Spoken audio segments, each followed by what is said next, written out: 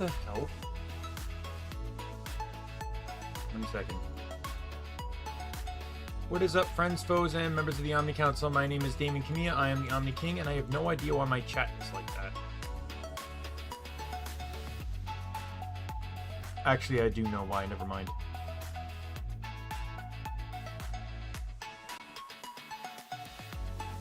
The reason it's like that is actually to do with the fact that when I make a lobby or when I make a waiting room, I always put the chat in. But I didn't actually make the waiting room until like when I got home, which was around probably 1:30, 2 o'clock. No, what? It couldn't have been 1:30.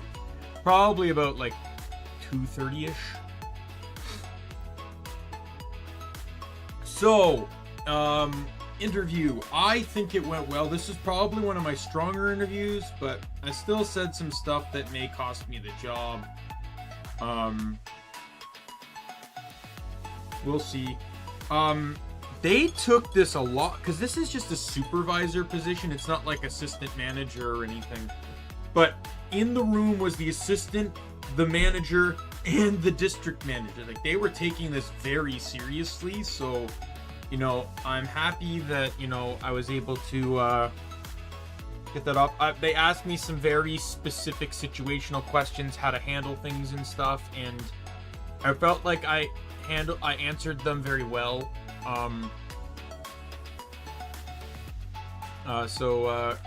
They had very good poker faces, so I couldn't necessarily get a good read off of them. But I'll find out by next week if I get the job or not. Not, I keep looking. So with that said, anyways, we're going to get into this. So I haven't played this game since the spring. I think it was back in March I last played this, GunFire Reborn. 2 new characters have been added to the game since, so we're gonna try them out, try to get them leveled up. It seems to be like a ram that utilizes ice, which isn't an element in the game, but it's a feature, and then a squirrel. And I don't really know too much about... The squirrel uses ink, from what I can gather, like writing ink and stuff, so we'll see. But let's get into the game here. I don't know how long this stream's going to be, in all honesty. I wasn't really even considering whether I was going to stream today or not, but I ended up choosing to stream... because I didn't yesterday. So this is the new girl. This is one of the new characters. Her name is Lynn, and then this is the other one, Momo. So we'll start with Lynn. I managed to buy 2 of her trait skills. There's still 3 more. So we look at her F and her C. So C is the grenade, F is the skill. Frost Burial. Harness the power of frosted snow, dealing 700 normal damage to the target. The higher the target's lethal line, the higher the damage. If the target's HP is below the lethal line, it will be executed. When target of Frost Burial is in a lethal or unbalanced state, additional AoE damage is dealt, decreasing the duration. And then we got weak spots. Weak spots appear on the enemies. Hitting the weak spots guarantees critical hit and may cause unbalance. The lethal line will be increased when the target gets unbalanced. Weak spots shatter after 6 hits. Consecutive hits on the same weak spot increase the chance of unbalance. And then we got frozen grenades. Throw grenades that with frost that explode upon impact with enemies or obstacles within 5 meters, dealing 500 normal damage and causing 2 seconds of slow effect to the area. We might as well check out Momo while we're here too. By the way, both of them use shield, so we are still in a game where Chingyun is the only character in the game that still uses armor, which I really hope they fix soon. I would like to have at least 1 more armor character in the game. We have a bloody mechanic in the game, and she doesn't use armor. We have a girl that uses mystical swords, and she doesn't use armor. We have a fucking turtle that's pretty much, that has a tankiness aspect to him. A monkey. Like, I feel like there's tons of characters that could have used armor, but just don't. Anyways, ink form. Transform into ink spirit for 16 seconds. Generate 2 ink orbs on the field, plus 10 ink point for each collected ink orb. Fire button can cost 15 ink point to release ink splash, dealing 450 ink damage to all enemies within 5 meters. And then we got this here, ink spirit. Final damage taken reduced by 60%. Upon lethal damage, save 1 HP and reduce 2 seconds of transformation duration. Upon transformation, fully restore ink point and unlock its cap. Using ink splash will reduce 0.8 seconds per missing ink point. Cost all ink point after transformation ends. And then drawing come true. Unleash an ink scroll forward for 15 meters, blocking enemy projectiles, dealing 500 normal damage and knocking back normal enemies within 5 meters. Generate blank domain along its path for 10 seconds. Movement speed will affect ink scroll speed. Okay. So it's another movement speed character. Okay, so we'll run with Lynn first. So we'll head on in. We're just gonna play on normal just so I can learn these characters.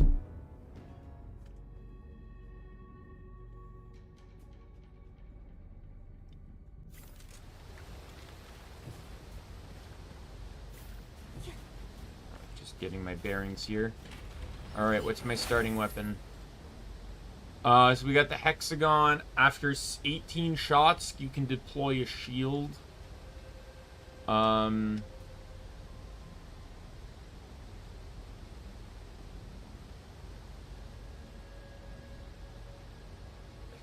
Okay, so this, I remember the star ring. The star ring's an AoE based one. But I feel like an SMG with with decreased reload is probably really good.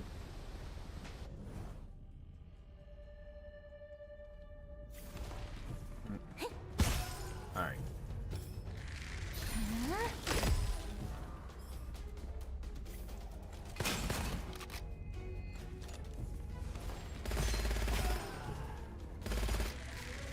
Oh, that line underneath them. So that is a mechanic of hers, the lethal line.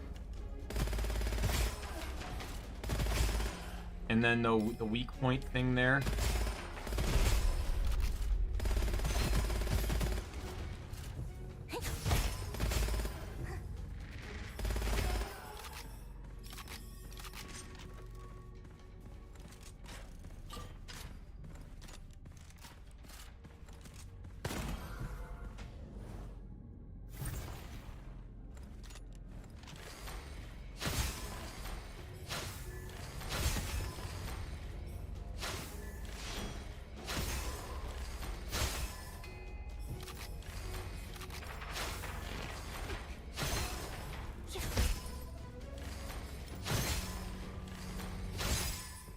It's kind of weird because you don't always want to aim for the legitimate crit spot with this character. Lynn's kind of unique in that sense. It's kind of interesting.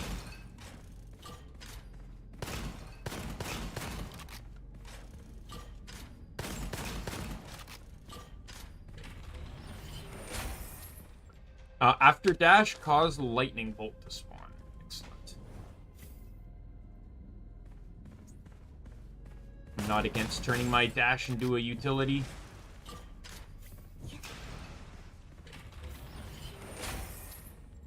Especially since I can do it like this, and then I don't have to use this gun anymore. Alright. So 20% damage when shattering weak spot. Each shatter on the same target increases subsequent 5% damage up to 20%. When players are within frozen grenades explosive radius, plus 10% movement speed and 50% temporary shield. After causing unbalance, 1.5 times resistance increase for 5 seconds.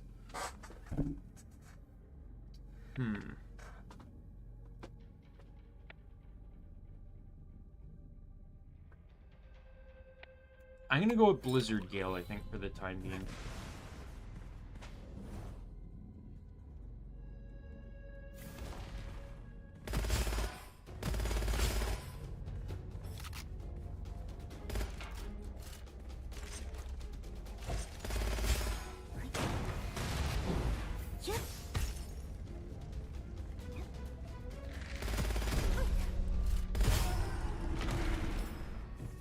me look at the weapons here.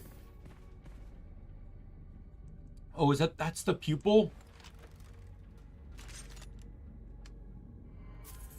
Like the pupil. Cause an explosion when hitting an enemy and causes the weapon enter a charged state. So there's a cross symbol on it. I'm assuming that means... Why does the symbol look different here? So this means that it can't be dual wielded, I'm assuming. But what does the star mean? I'll just not take it.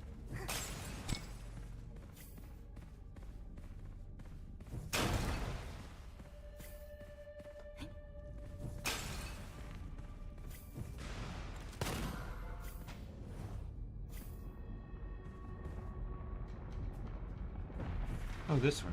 Excellent.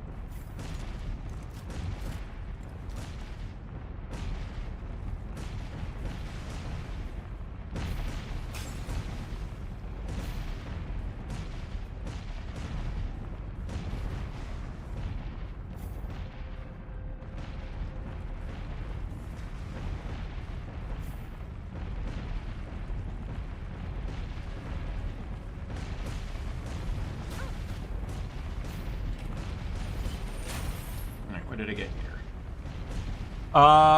Plus 25% damage when you're at full HP. I'll take it.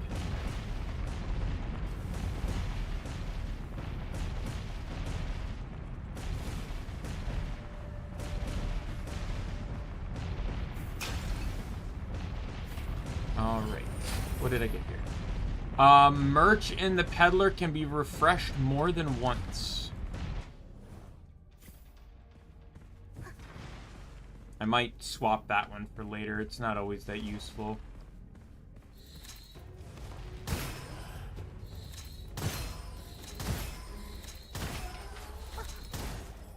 Hey, Lizreal, how you doing?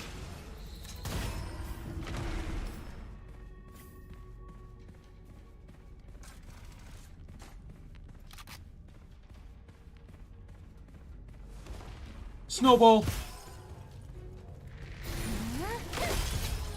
Oh. Okay.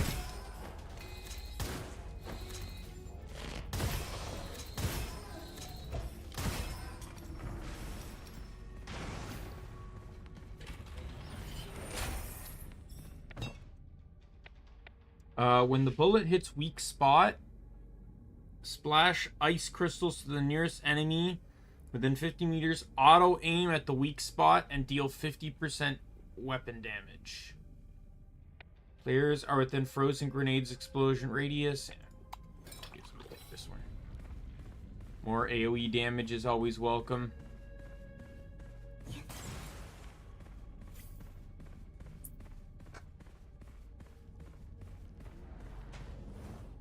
Oh, I suppose it's better than things getting worse. Oh, peddler. Reloading deals current magazine damage in enemy radius for every 0.5% seconds spent reloading. In addition, an additional damage is dealt.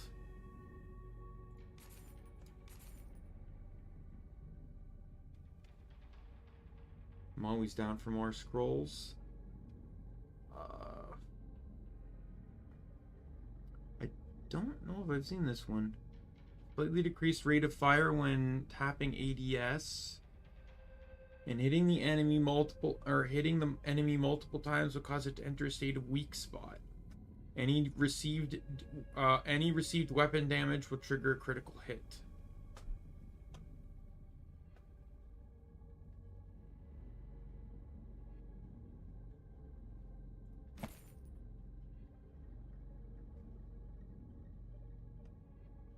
Oh, I'm assuming that symbol means that they can't hit weak spots. Okay, so it's probably worth it to not even bother with it then.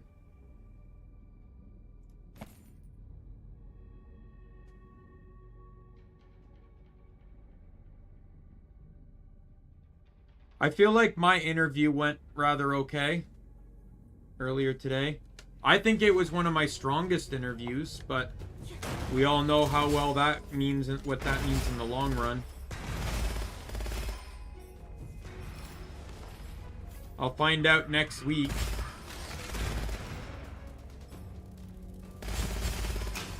This interview was way more serious than the other ones I've had to do, because it had the assistant manager, like for supervisor position. It had assistant manager, store manager, and district manager all within the meeting. So it was kind of like for a I never would have thought like the DM would want to sit on a supervisor meeting, but.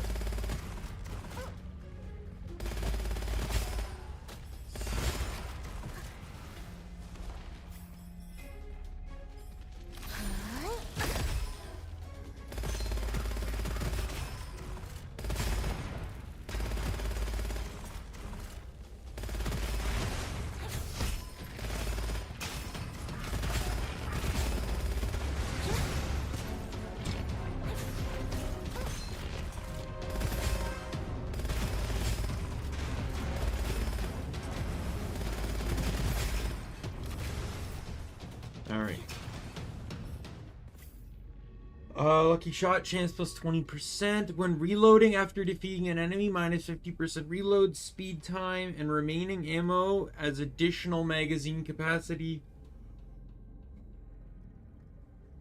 The more remaining ammo, the higher the base weapon damage.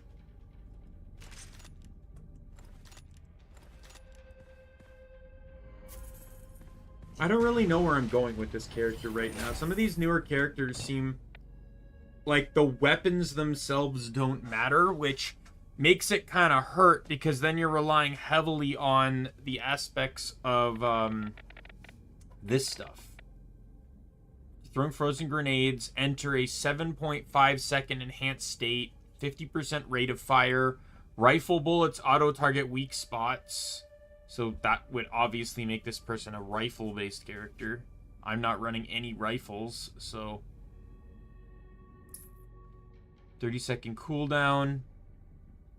Minus 1 second cooldown when breaking weak spots. I already... what's the one on the right? Weapon hits on weak spots will store 10% of weapon damage.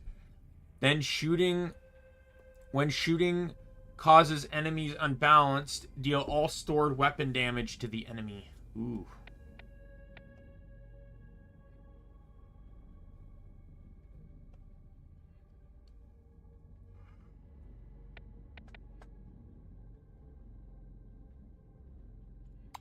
I'll take that just for the rate of fire, in all honesty.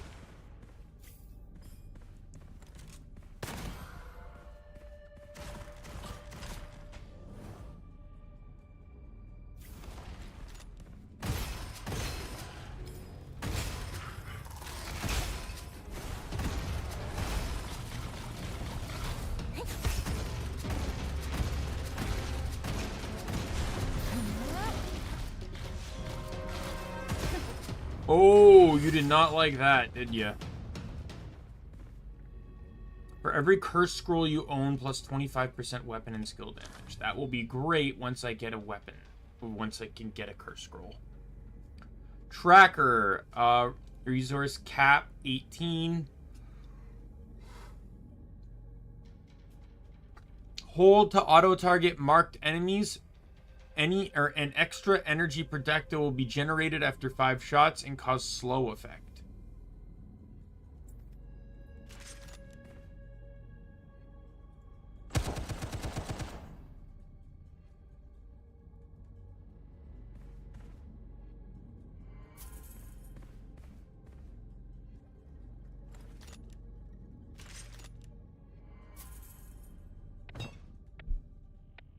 Frozen grenades deal twice as much damage. Enemies gradually recover 25% of damage during the slow effect.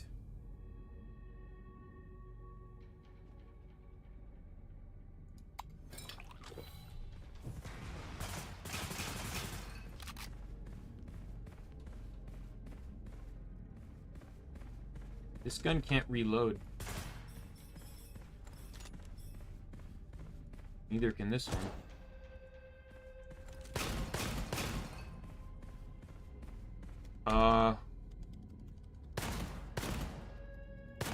No, there's just something wrong. Did I pick something up that blocks me from being able to reload?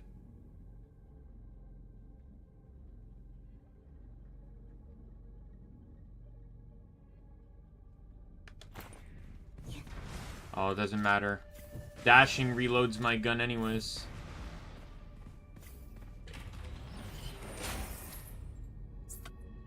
When reloading, 20% damage resistance and 30% movement speed, 50% weapon damage. Obtain 1 curse scroll for every 3 mysterious scrolls you open. I'm gonna make the risky play here. I'm gonna take this. Because I get the 50% weapon damage, and then every time I pick up a curse scroll, I get 25% more. So I now actually have a more frequently guaranteed way to generate curse scrolls. Curse scrolls aren't great, but they're not as dangerous as you'd think.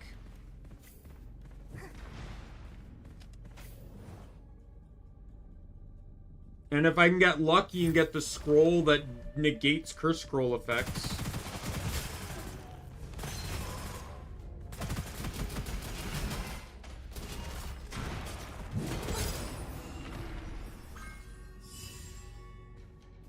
When weapon attacks normally kill enemies with less... Oh, right. Oh, this! Final Judgment. Oh, this is so good. It basically just cuts HP off the enemy health bar.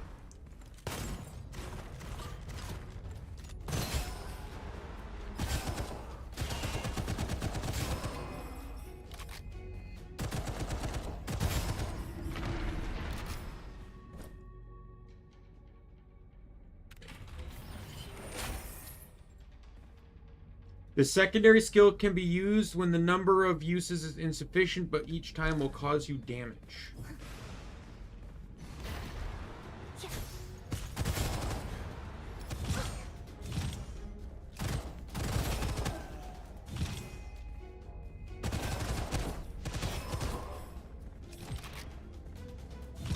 I don't know what this is doing.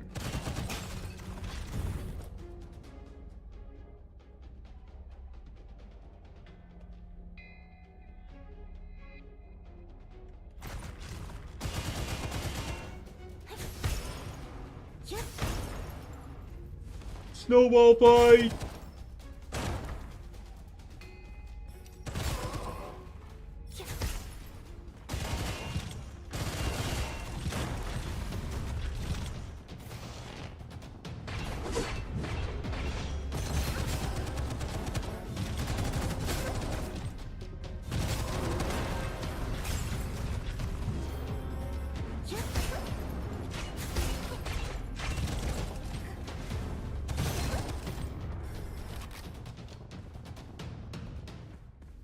Alright. I got the double caliber sniper. But I don't really need that for this build.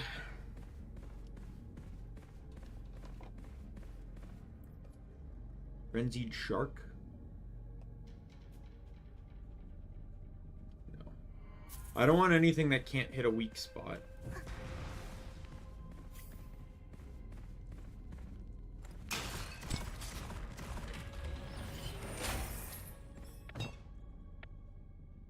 %, plus 10% size of weak spots, minus 25% generation time. Each hit on weak spots reduces generation by 0.2. Weapons hit on weak spots. We'll take this one.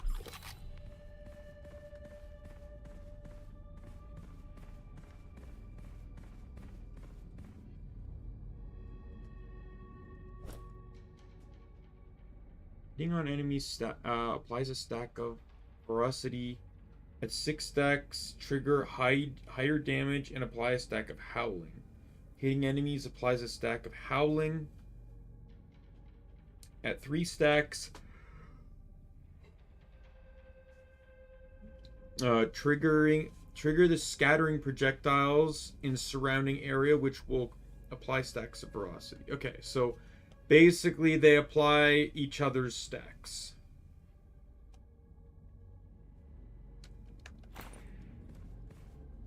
I don't really think I care enough about either of these weapons to level them up, so I'm not going to bother.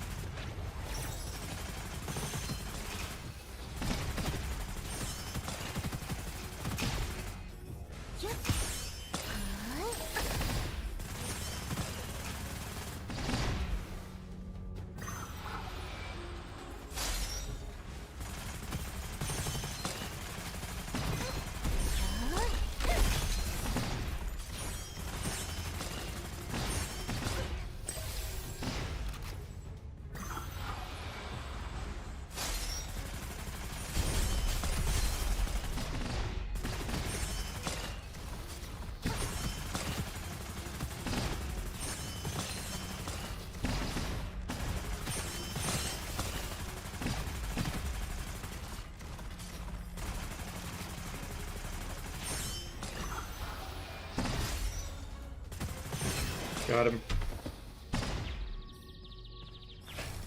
It helps that the thing that binds him will track down the real one. Fire Enthusiast. When you are in a burning effect, every time you deal fire damage, fire damage will recover 20% of lost HP. When you inflict the burning effect on enemies, you also inflict it on yourself. When HP is reduced to 0, HP is fixed at 1 for 5 seconds. Killing an enemy within this duration will recover 50% max HP and 50% shield and armor. This occult scroll is destroyed after being used once.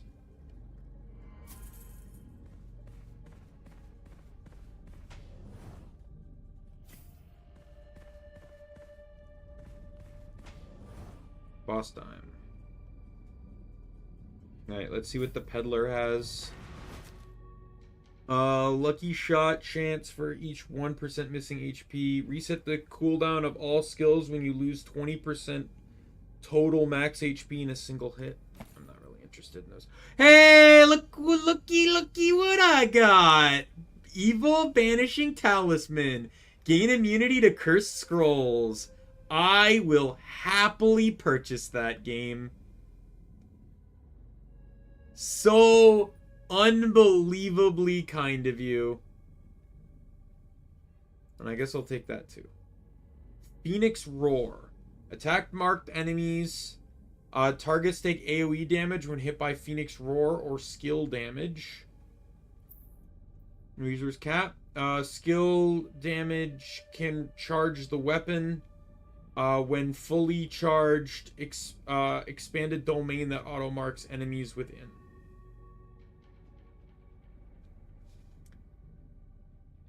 Yeah, it doesn't really impress me. I'll keep what I got.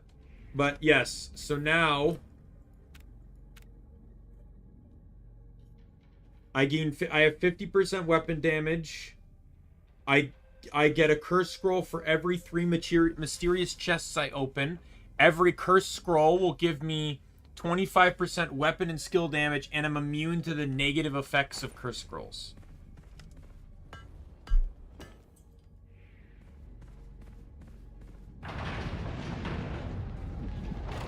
Pretty much.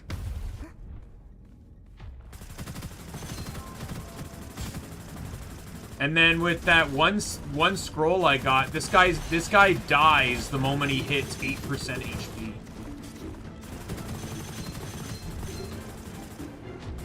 And he's dead.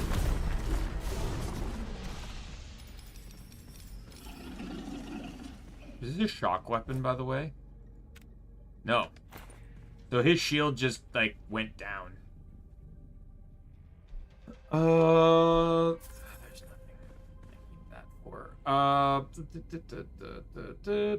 Not worth it. Yes, because I needed minus 40% reload time on a sword. I'm gonna sell that. I don't really like that scroll effect. Yeah, he did go down pretty quickly, didn't he? Weapon hits on weak spot. Frost Burial will add 2 stacks of mark up to 4. Each stack of mark on the target triggers 30% frost burial damage one time. If cause unbalance, each mark refund 0.75 second cooldown. When players are within frozen grenades... I'll take this one. If the grammar seems off, it's translation issues. This is a Chinese game. So sometimes the translations still aren't always perfect.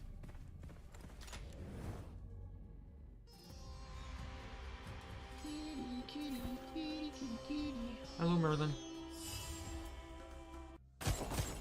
Alright, time for the desert.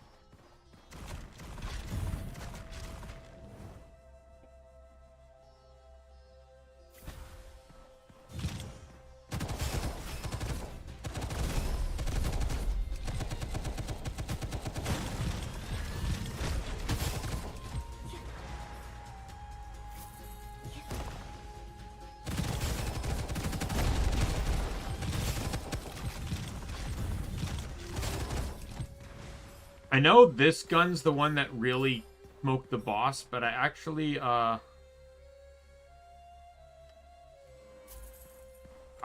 of really like this one too.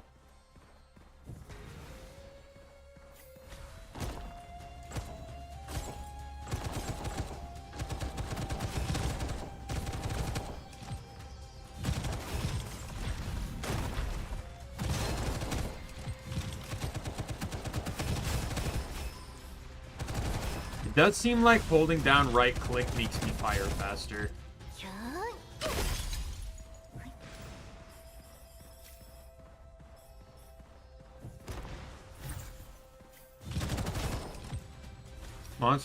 After monsters are injured, 60% damage taken to HP will recover within 4 seconds.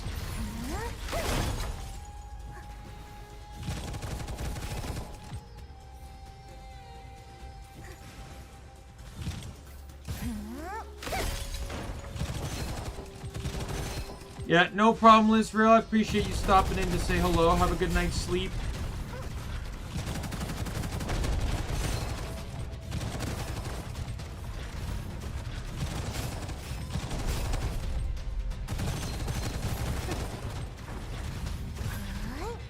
I love the range on that Frost Burial skill. That is such a fucking awesome range. Like, I can basically snipe enemies with it. Plus 1% skill damage for every 5 total max HP you currently have. So it's 15%. Plus 50% slow effect duration, minus 20% damage taken by enemies under this state. So if I get slowed, it's gonna last longer, but I take less damage.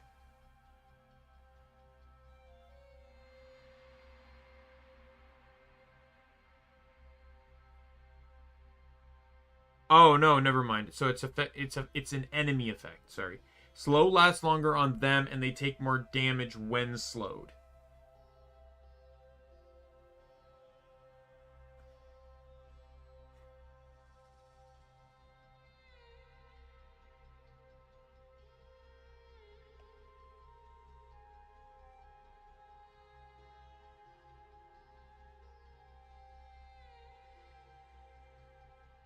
Both of these are ones I have, so I'm building towards the Magnum Opie of the top tier, but like in all honesty, I really just want to go with Chill Overdose because I love just having more damage on the grenade.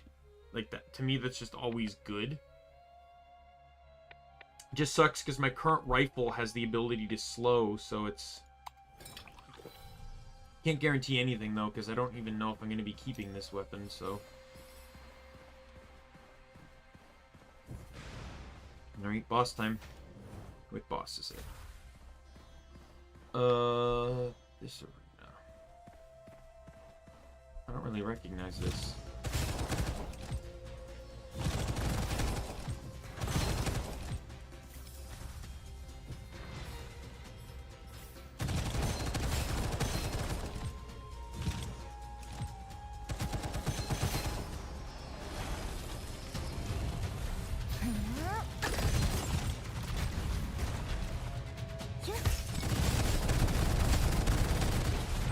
Oh my god, I'm just shredded. I shredded his armor. Oh, and we got the brick. And it's on fire, too. And of course, the effect on it is decay.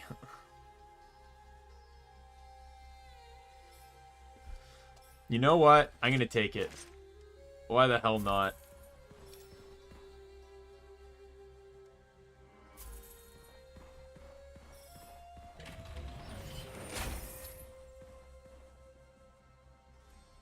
Plus 5% lucky shot chance per second, up to 50%. Resets on acquiring one.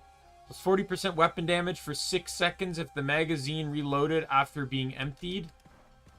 When you inflict the enemy with decay on yourself, I will take that because sometimes it's just nice to get the speed reduction removed on decay. Especially if you end up fighting, you end up going against the pirate ship boss. Do I have any curse scrolls yet? Because it's like, I have this perfect setup for curse scrolls, and I don't even think I've acquired one yet.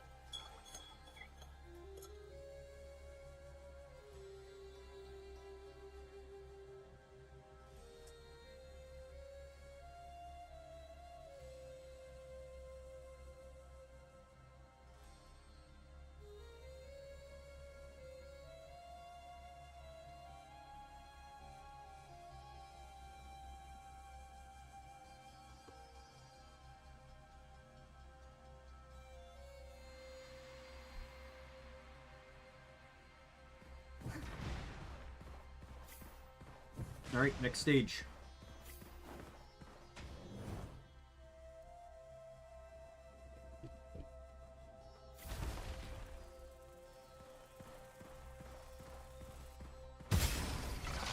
Eat brick!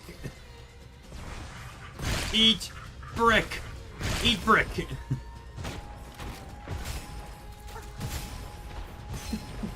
This is like one of the funniest weapons they ever added into the game. It's actually not a bad weapon, but it's still just hilarious just to chuck a brick at someone.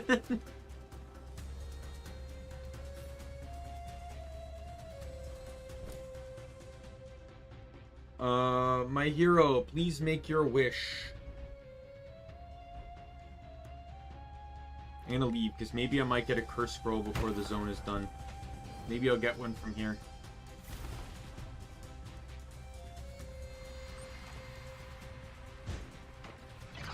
These desert flies are new enemies.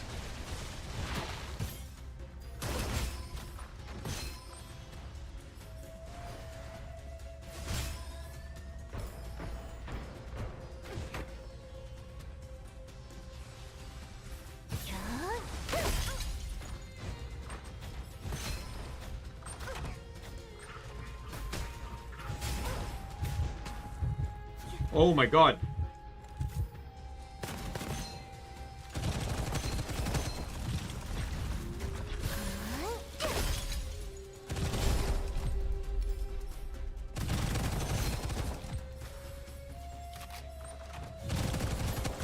Getting a bit too carried away with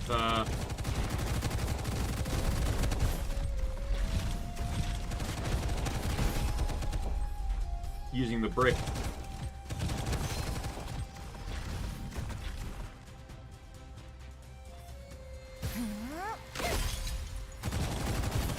That's also a new enemy.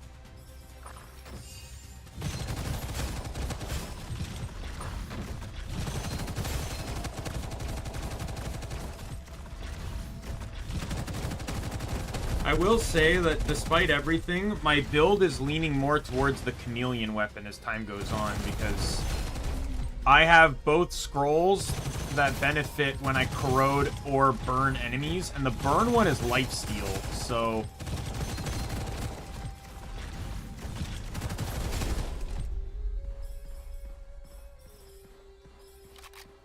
And back to full health too, so that's good.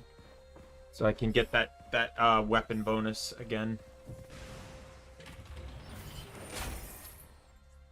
Oh, and Buns now recover full HP.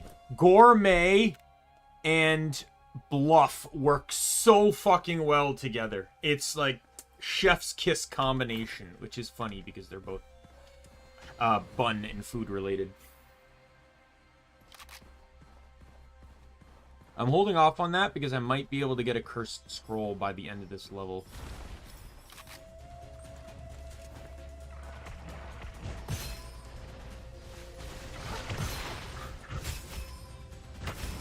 Bricks even work. After a critical hit, a starlight drops that, when picked up, grants the next attack a crit hit with higher crit rate damage.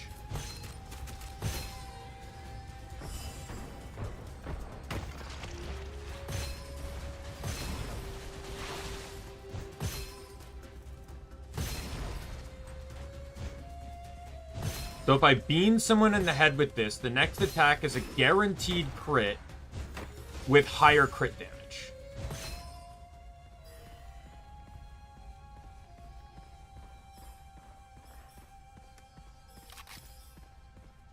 Right. Let me go check the vendor. You might have something worthwhile. I'm not really going to set in on weapons until we get past this zone anyways, unless I find something really good. Just because of the nature of, like, the Gemini effects.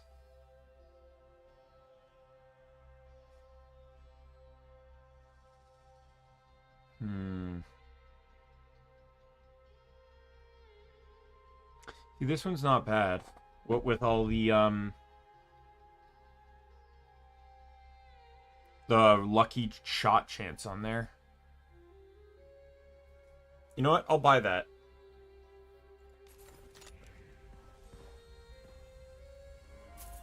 I also have the ability to refresh a couple times here, so...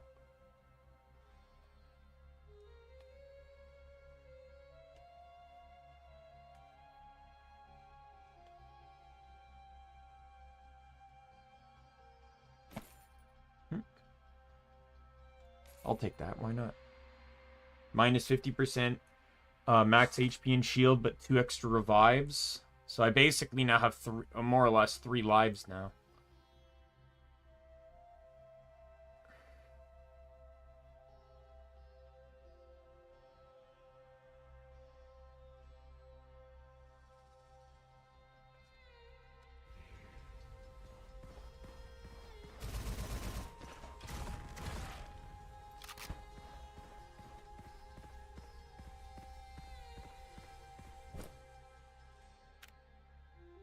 Yeah, the counter's actually on the bottom of the screen. If you see at the bottom of the screen there's a 2. I need to open one more chest to get a curse scroll. I just don't know what chest it's supposed to be again. There's 3 types of chests, right? The red one, the green one, or the red one, the blue one, and the green one.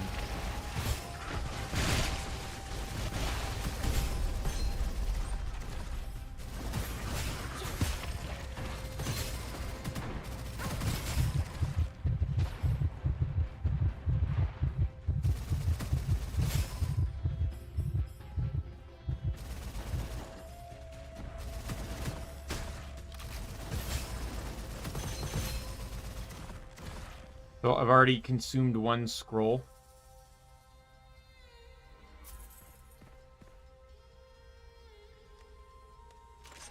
And I'm going to drop that because in my attempts to try to use that gun effectively, I nearly killed myself, so...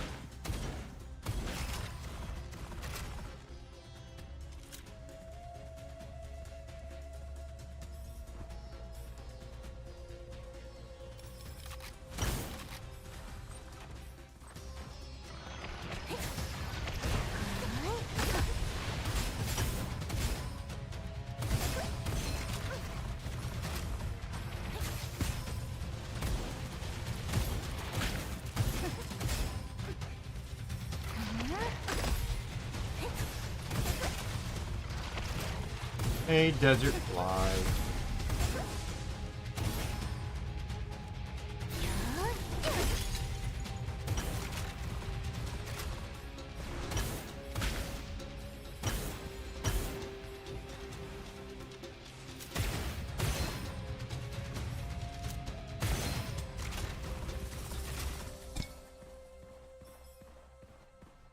I really just wish there was a bit more of a description about what, like, maybe weapons each class benefits more from. So I'd at least have an idea of what I'm getting into when I go into a class.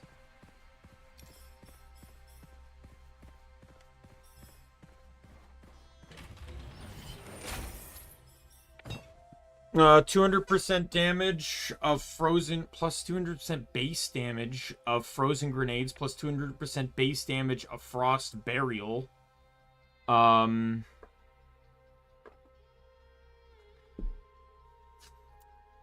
gonna go with this because that just means that I have 2 modifiers, right? Frozen grenades deal higher damage. So I have ×3 on top of a 300% damage already. So I'm effectively doing... It's because the other one's not base damage. It's after additional modifiers. This one is base damage. So it's increasing the base value, so all other multipliers build off of that.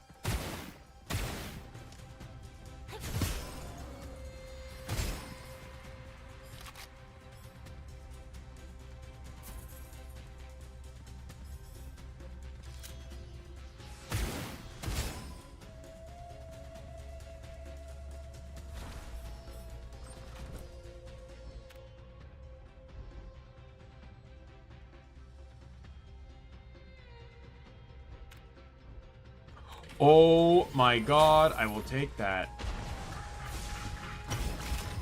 And I think I got a curse scroll too.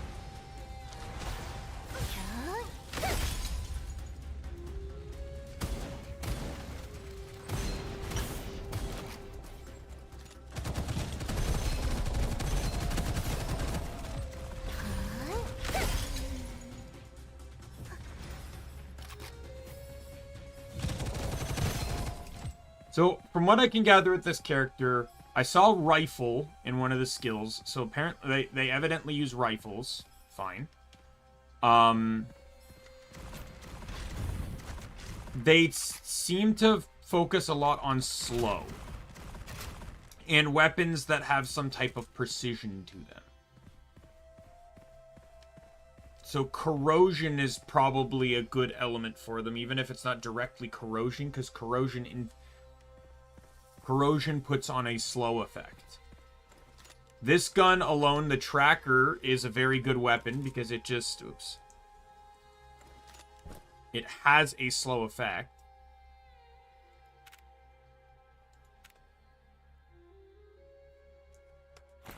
What curse scroll did I get, by the way?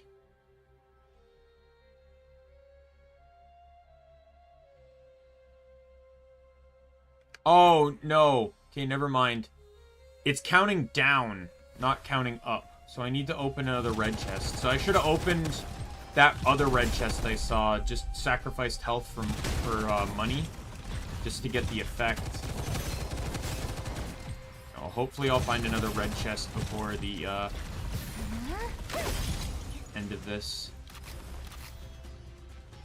But yeah, this is a character that definitely doesn't want high damaging weapons. Because it's the mechanics around it generally seem to be trying to get the frost burial low. Like the funeral line low, so that way you can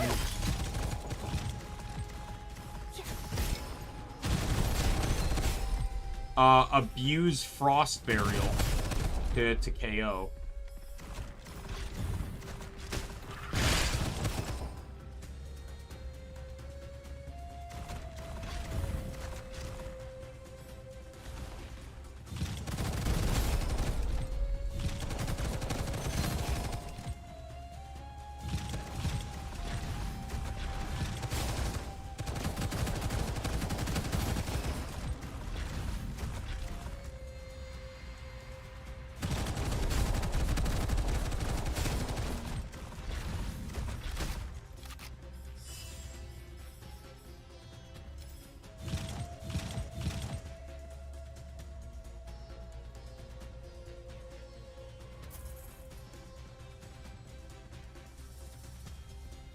This seems to be a really casual run, though. Like, in all honesty, it doesn't feel like I'm having a lot of challenge. You know, famous last words, of course, but... Which is great. Like, what I find crazy about that fact, though, is that I'm fighting a lot of new enemies, like Desert Fly and these, like, more like crab-related enemies. I've not fought them before.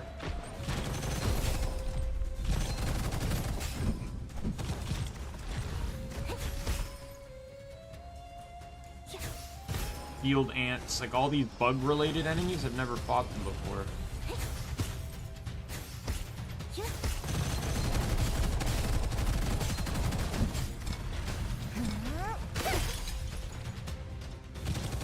That's how Frost Funeral works. It did help that I have one of my perks removed. Like when I use... Which perk is it again? One of them... There, this one. For each stack of the mark on the target, when I trigger Frost Burial, it removes 30%. And I get 2 stacks when I cast it. Or no, wait. Plus 2 stacks of mark. How do I establish mark?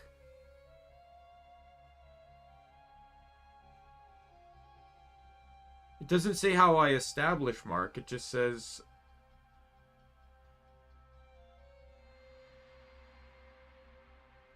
I'm confused here.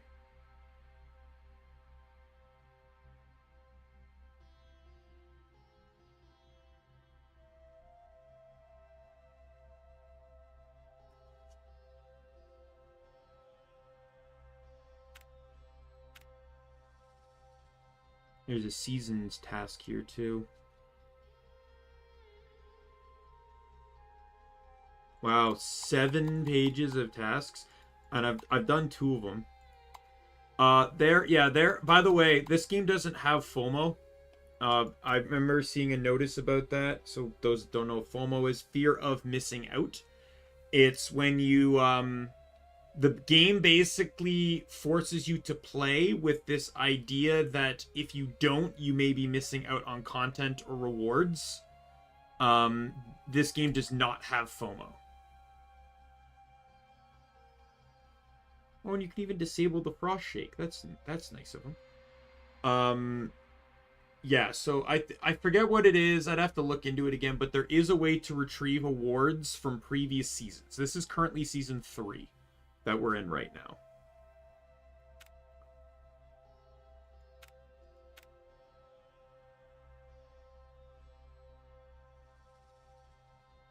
What was the says mark, but I don't know how to trigger marks. But it says for each mark. Oh yeah, Frost Burial will mark the target before casting Frost Burial. Each stack of mark on the target triggers Frost Burial damage.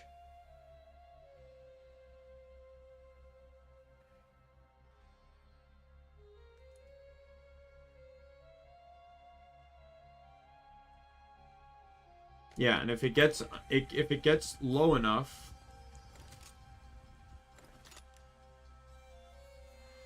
all right, let's compare here. Lucky shot, higher lucky shot chance, rate of fire. Yeah, this is just an infinitely better gun. It's just the same gun but better. And then the revealer. I don't really care. I'm not one that likes to have multiple. Like, I don't really care about my offhand weapon right now.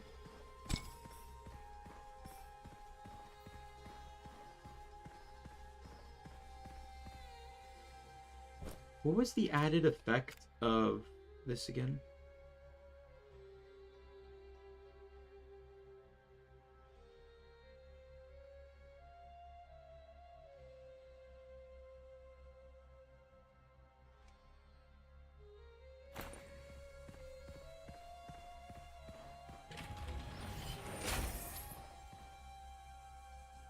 First shot after 10 seconds deals critical damage. Movement speed 3 seconds for every 10% shield and armor you currently have.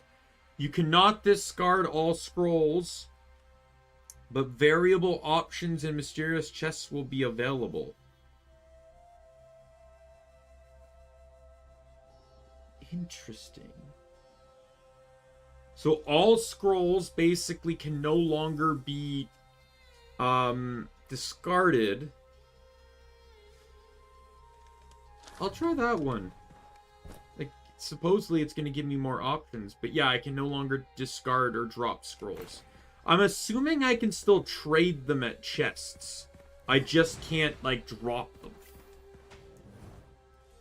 Generally, I don't have any scrolls I want to drop. And right now I have a really good loadout with,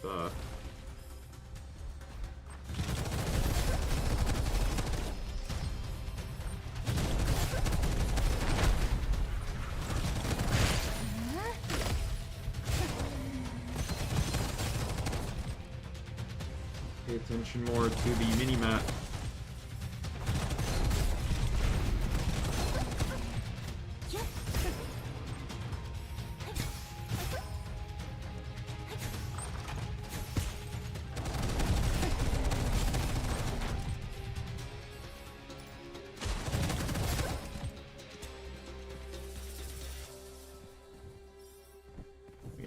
Did a weapon drop, right? Yeah. Oh, this one? Okay. Not a fan of that weapon.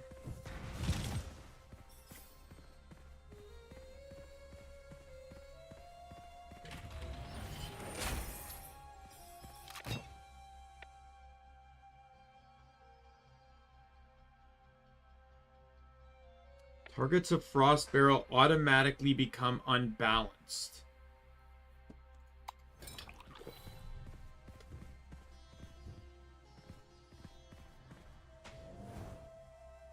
I'm happy with this. This guy's much easier. Right, what do you have that I can replace on this? Minus 100% extra special ammo when shooting with large ammo weapons. Plus 0.5 times crit for each extra ammo consumed. Gain immunity to all damage for 1 second when swapping weapons.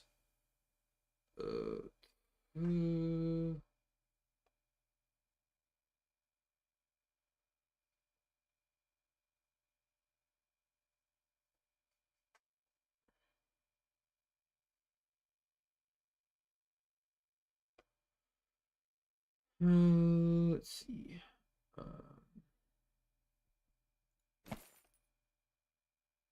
Shot chance for each shot at the cost of 1 additional spare ammo. Recover consumed spare ammo upon triggering a lucky shot.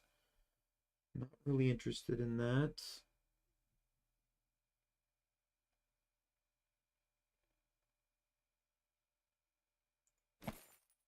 Double ammo capacity, why not? Jet Octopus. Absorb energy from enemies within a cone-shaped area in the front. Consume energy to shoot in a water column. Scalpel. This is basically a Hyperion pistol.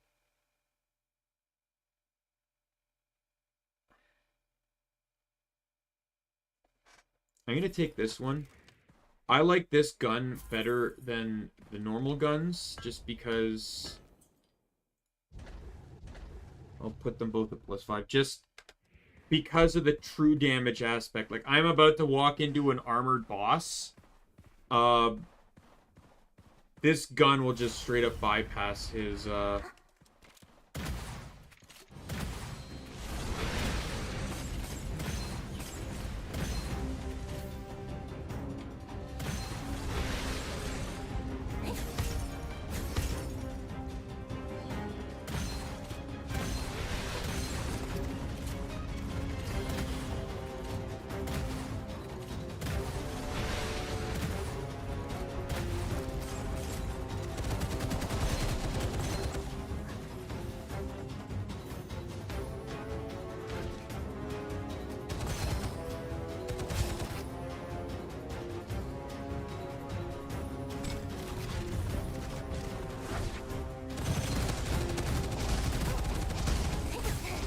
Triple comeback. Die with over 4,000 copper. That was an achievement, apparently.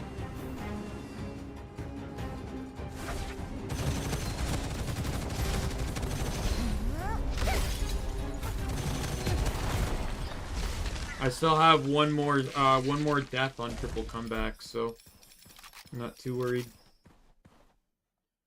Poisonous Ghost cannot hit weak spots, so we're not going to take that.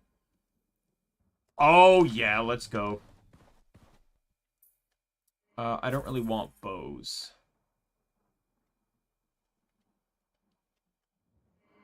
Sell that.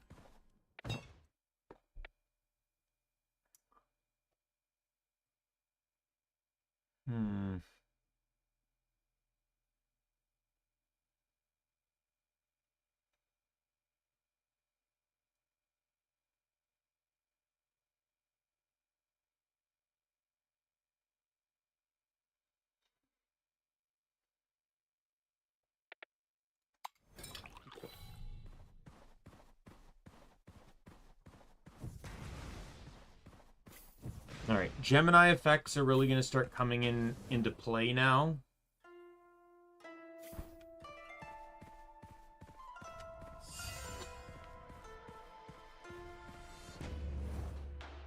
I need to open one more red chest just to get some type of bonus on my bloody fucking cursed scroll set that I have built up without a single fucking cursed scroll. There's a red chest.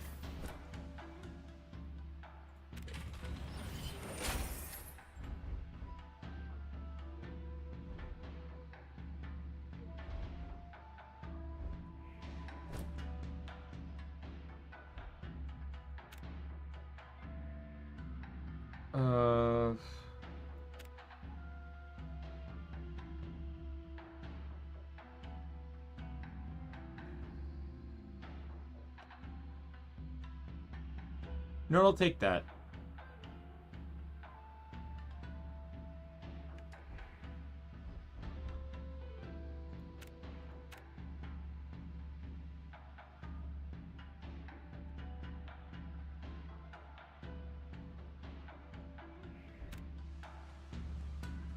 It's each use of the scroll too, so I'm now back down to 1. So now this is completely ineffective because of this. But if it wasn't, I'd have a 20% chance of every shot losing an additional ammo.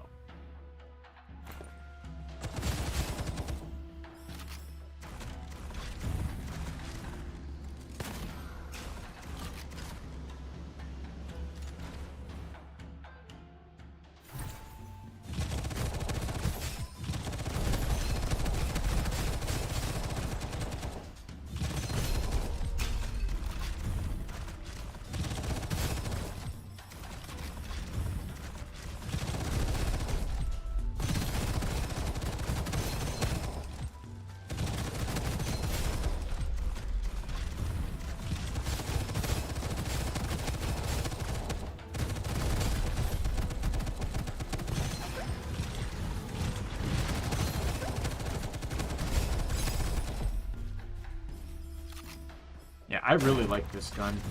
Even if I don't fully benefit from the slow effect right now, it's still just a really cool gun. I, like, even in Borderlands, like, I just like really consistent automatic guns. This is, like, dual weapons can be fine, but I also just like ones that are fully automatic that do the same thing, kind of.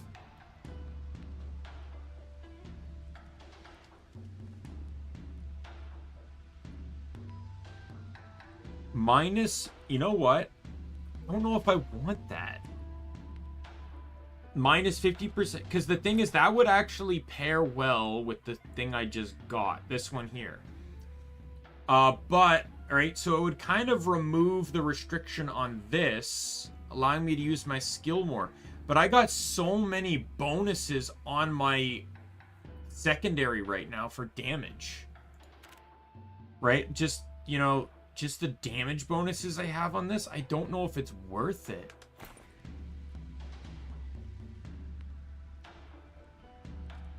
Like, 3 seconds is about the same time I have for my dodge here. No, we'll take it for now. I can't, you know, I just realized I can't really throw it away, but I don't know, maybe I can trade it later if I don't like it.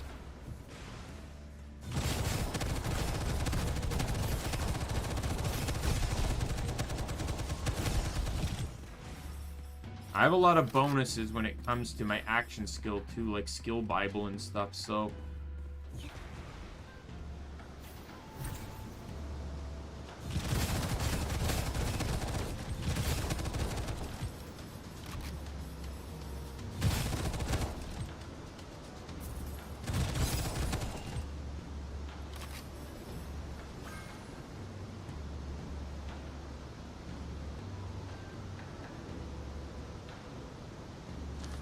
Not really a negative one, but okay.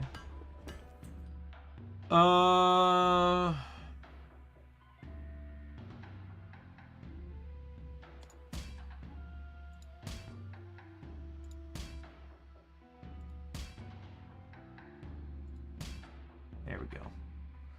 That'll do for now.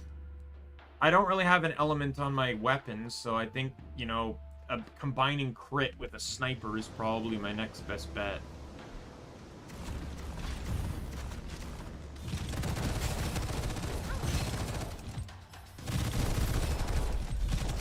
I don't know if weak points count as critical points for this character, so it's hard to say.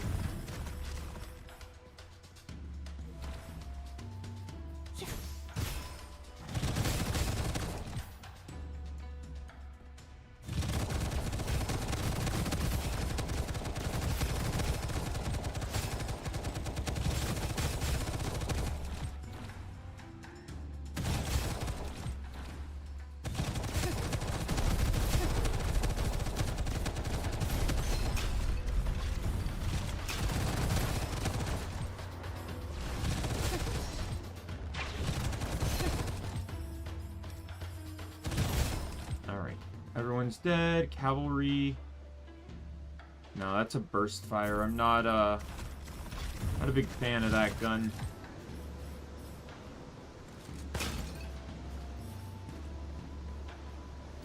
I appreciate the double ammo capacity, and it's probably playing tricks on me because, like, I'm sitting at half capacity, but if I could have a way to regen some ammo, that would be pretty nice.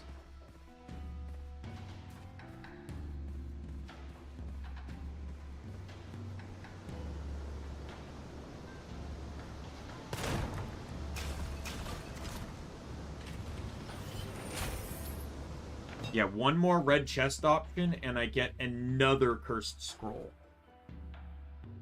When players are within frozen grenade explosion radius, gain 1 stack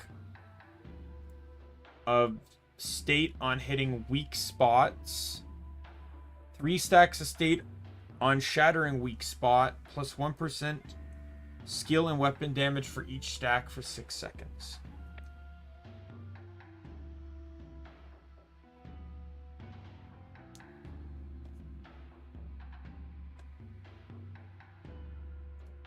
I'll take Ice Crush.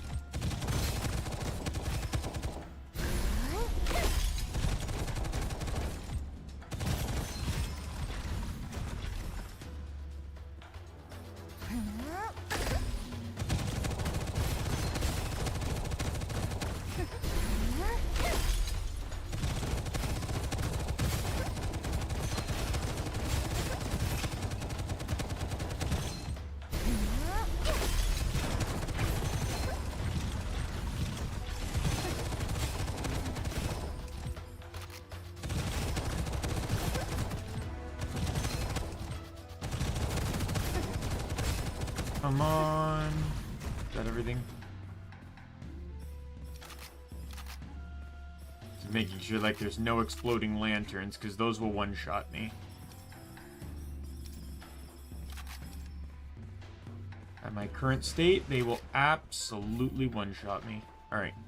We got the fire dragon here. No thank you. Got all my ammo back too, by the way. I was at like just under 200, and now I'm back to 1100. And this is the fire sword, and I see a red chest.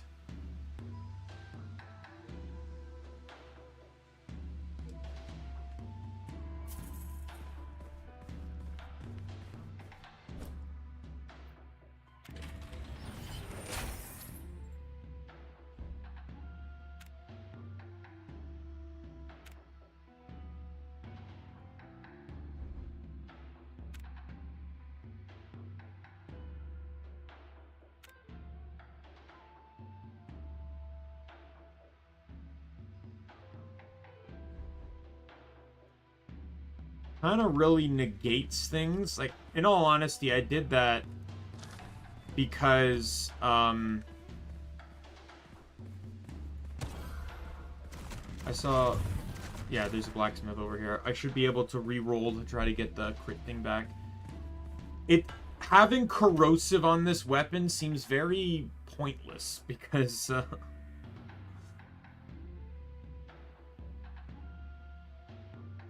I'll etch it just to add something on. There we go. Got that back.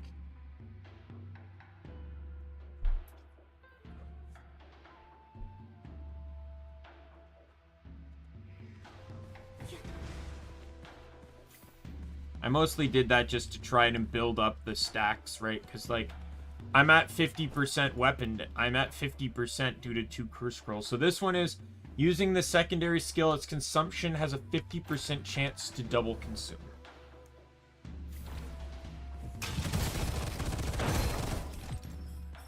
I didn't see. Was this a boss? I think this is a boss. This is normally a boss room.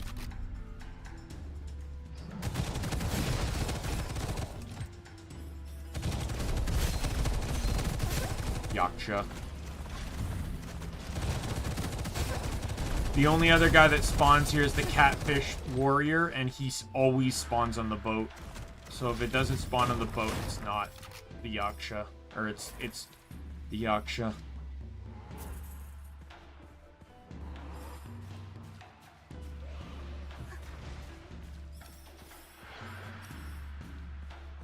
Sure I'm not missing any of my loots.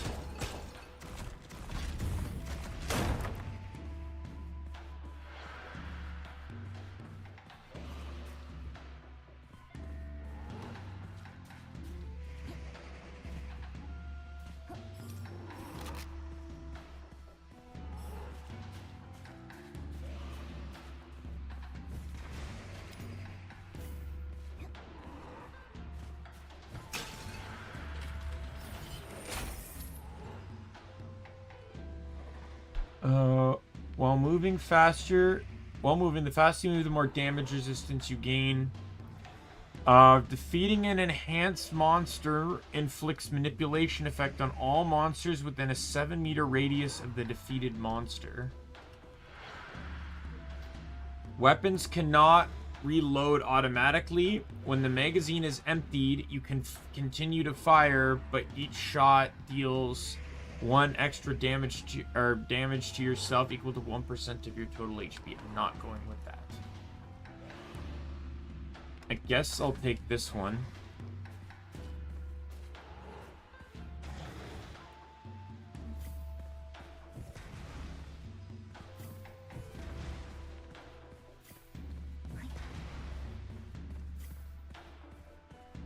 Might try to see if I can get my hands on like a bow or something, because bows generally have higher crit rates.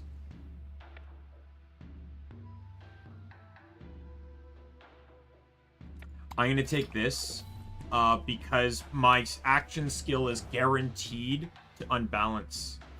So it basically just means every time I use my action skill, I'm now guaranteed damage resistance for 5 seconds.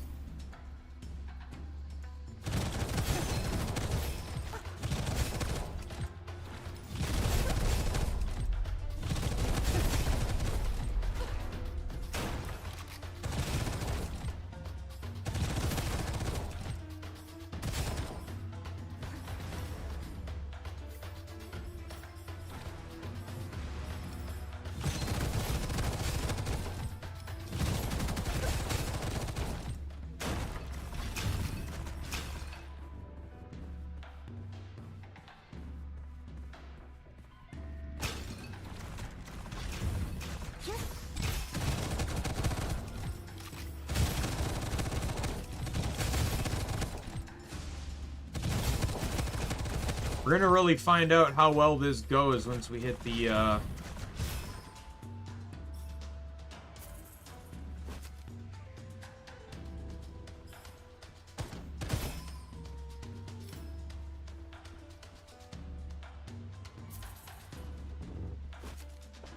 All right.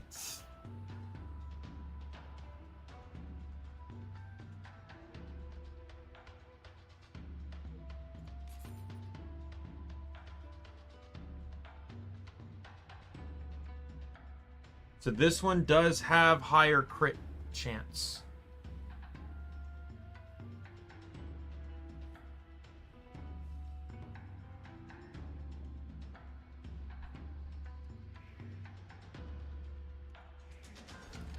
I'm gonna buy it, then we'll refresh. See if something has higher than 3.2.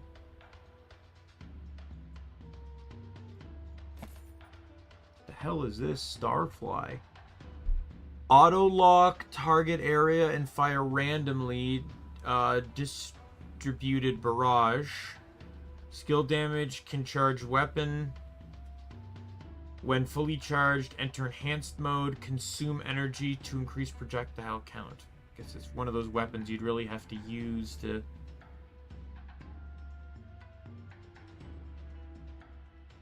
Huh.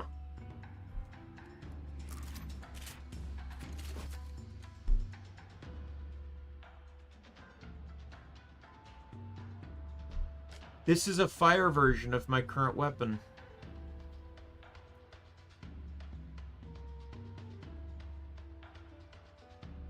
Now, the bonus effects on the weapon are automatically better, but if I could actually go for a combustion build now. Because that's fire, and the one I just dropped is corrosion. And keep in mind, I have mechanics that take place when I deal fire or corrosion damage, the enemies will take, or I will put those statuses on myself, but gain bonuses when I do so.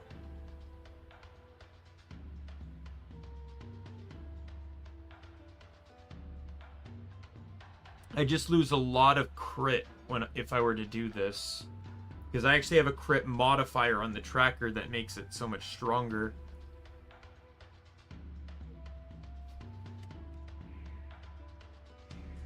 We look at my scrolls here. Right, there's elemental damage.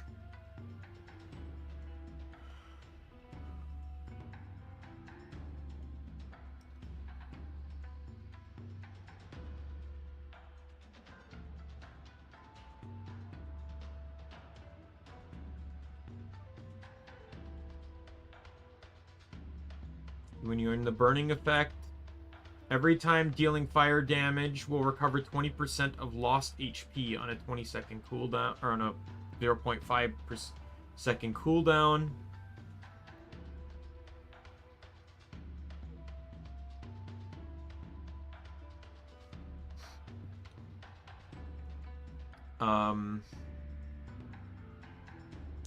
And then this one, where I gain 10% damage resistance and 40% movement speed.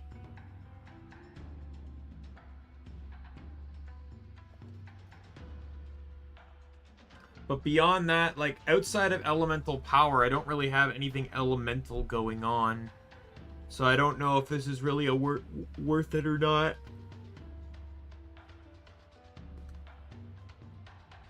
Let's see.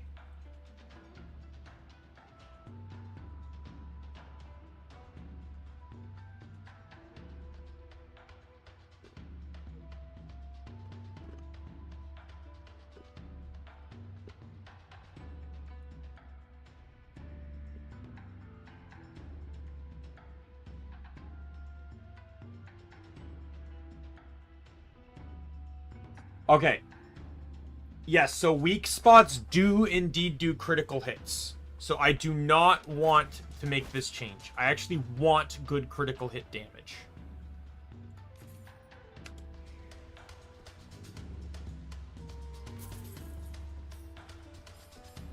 There's a blacksmith over here.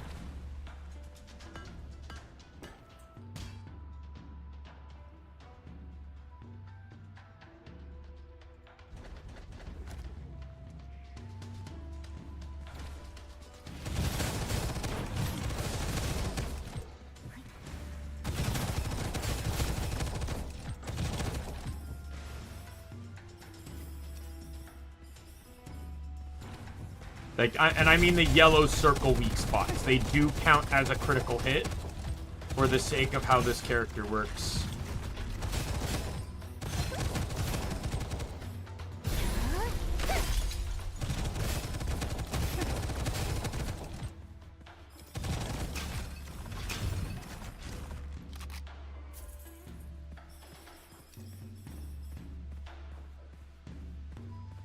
We'll go fight that boss in the portal real quick.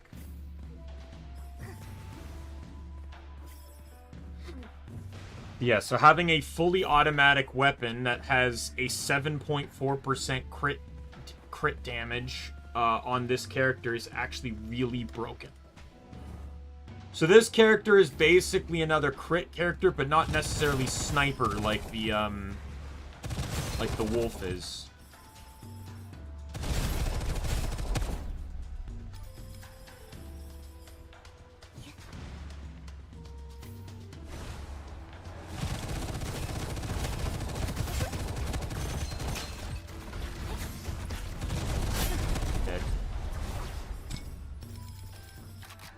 And if anything, well, she's almost better, because while that spot can move around, it's in some ways far more readily accessible than the crits of other characters, or than the natural crit spots. Plus 30% lucky shot chance by consuming 2 copper when you land a shot. Copper will refund if you successfully... plus 50% movement speed and damage when you're at 0 shield. But your shield takes longer to reset. Dash stacks. I will take that, because I dash all the bloody time. And this is a great way to just get, like I'll do this going into the boss. Like, well, maybe not this next boss, because I don't know which boss it is and whether it'll even be effective, but... going into the snow zone boss, I will absolutely use the if it's the serpent, I will do it. Where you just farm this, you just farm your dash stacks until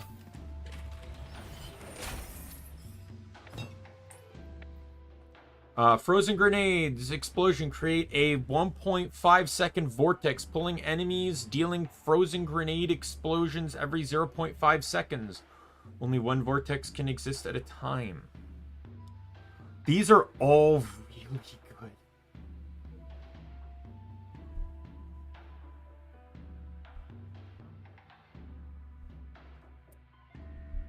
I can just flat out increase my grenade damage by more.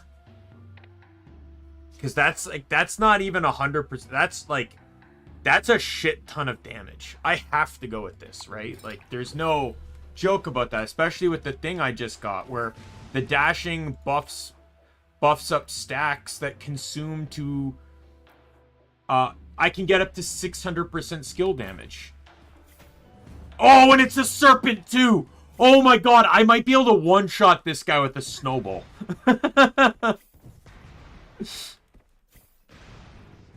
I actually want to try. We're going to farm the stacks here, but let's see what we got.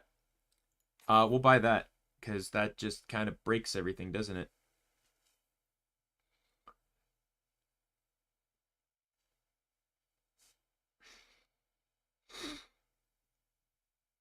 One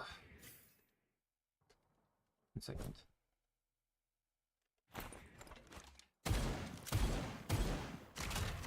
I'm trying to decide, like, what weapon is more viable here? This one or the one I have? They both have a 3.5x. So, like, that's the thing. It's like, do I want a different weapon? Let me compare here. Damage is slightly lower. DPS is slightly higher on this one, though.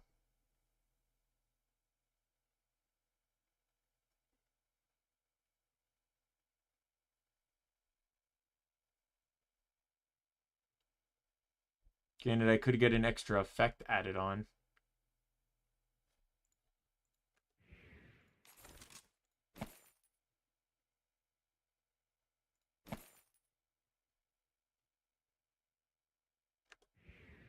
Alright, let me take this over to this guy. We'll etch. So we got projectile speed.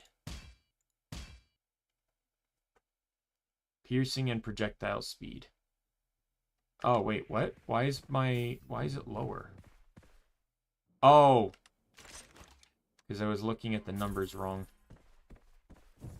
Okay, well, let me still buff this.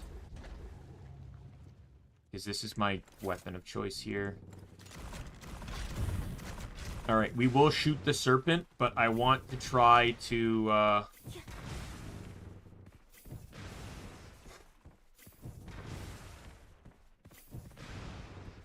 That was a bad purchase, too, because the slot that was in prevented me from potentially getting a second scroll from the peddler. But with the amount of damage I have on my snowballs, I might actually be able to one-shot this guy with the snowball.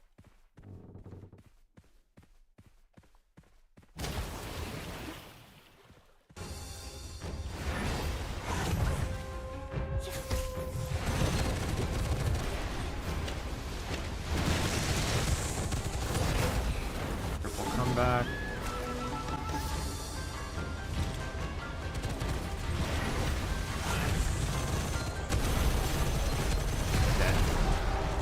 I did not, and the HP return didn't really help me on that one either. It's much better for normal enemies that will actually die on the attack, but yeah, I lost the other triple comeback.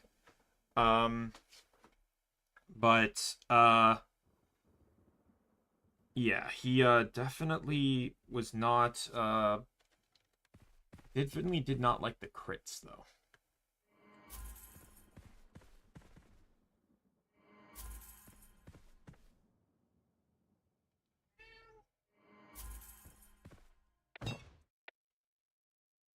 And now we'll take this, because... minus 1%, 1 second for all remaining cooldowns on hit.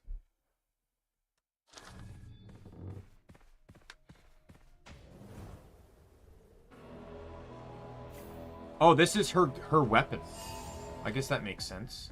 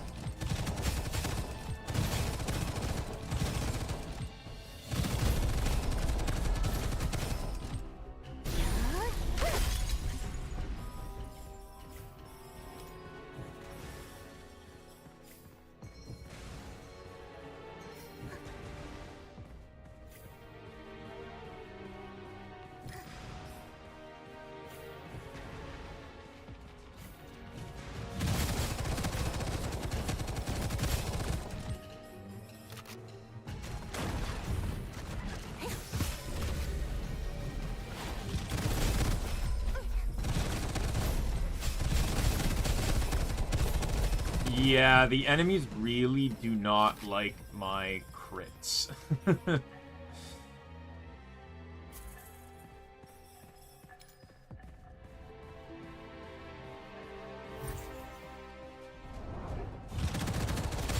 Enemies explode after being defeated. I will keep my distance.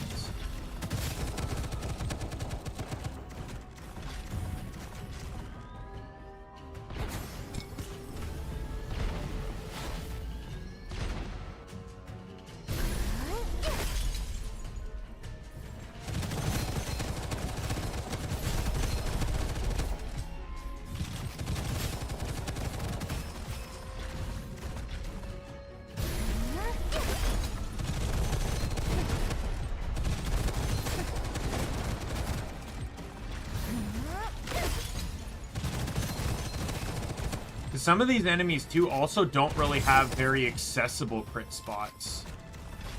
It's kind of similar to what I was saying before, but yeah, some of these enemies, like, their crit spots are, like, on their back or, like, in a very precise spot. So it's, like, nice that this character basically just gets access to a second crit spot.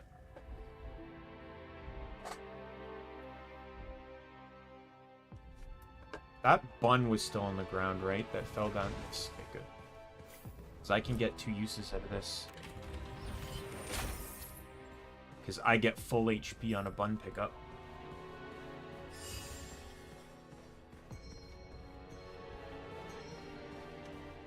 Oh, and a 50% dodge cooldown. Let's go!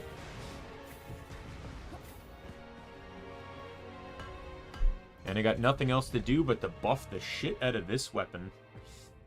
Hey,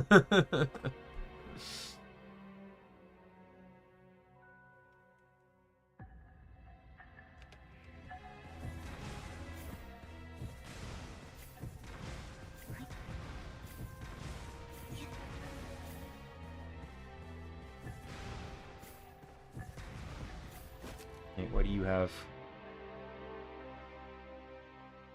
So to reiterate, I need a 4.5 or higher to risk switching weapons here. Nothing. What's this? Every 3 seconds without using your primary or second skills plus 20% weapon damage, up to 3 stacks. Every 3 seconds without firing. Okay. That sounds like a fair trade.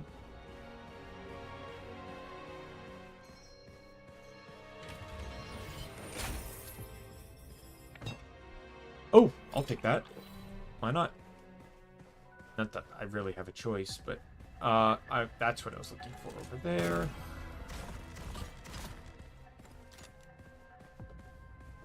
I'm getting a lot of nice weapon damage bonuses here. Like, on top of, like, the massive crit damage I have going on, like, just a lot of weapon damage bonuses, which should not occur for someone running a fully automatic weapon. By the way, once again, to reiterate, the 99999 damage that you keep seeing me hit isn't actually the numbers I'm hitting. That has to do with the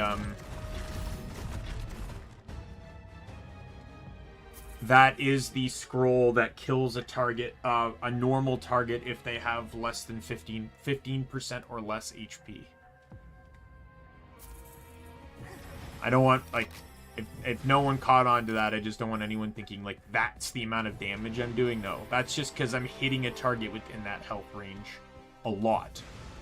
Because I'm using a fully automatic weapon, so it's generally not designed to one-shot. So with the amount of damage I have on this thing, I wouldn't be surprised. Shooting won't consume any ammo for the next 2 seconds after killing an enemy or destroying an item. 45 plus 45% skill damage when your skills hit an enemy with 70% more HP. There's a 33% chance to reset the cooldown every time you use your primary skill or dash. These are all actually really good.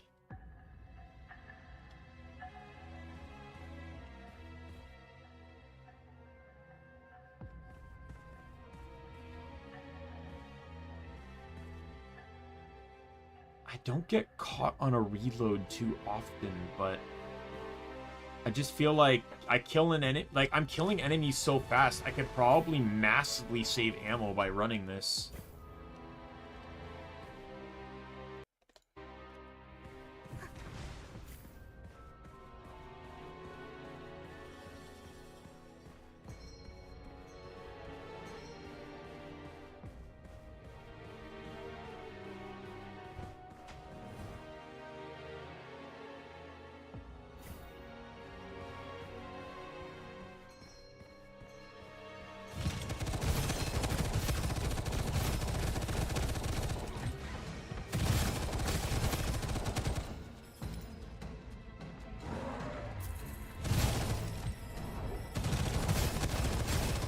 see how fast I'm, like, killing stuff? Like, so it's like, I'm basically not even consuming ammo because of this.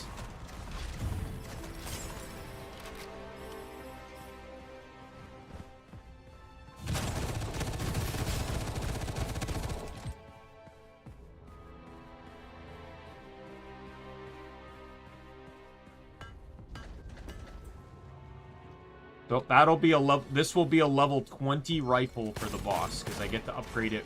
There'll be one more blacksmith right before the boss, of course.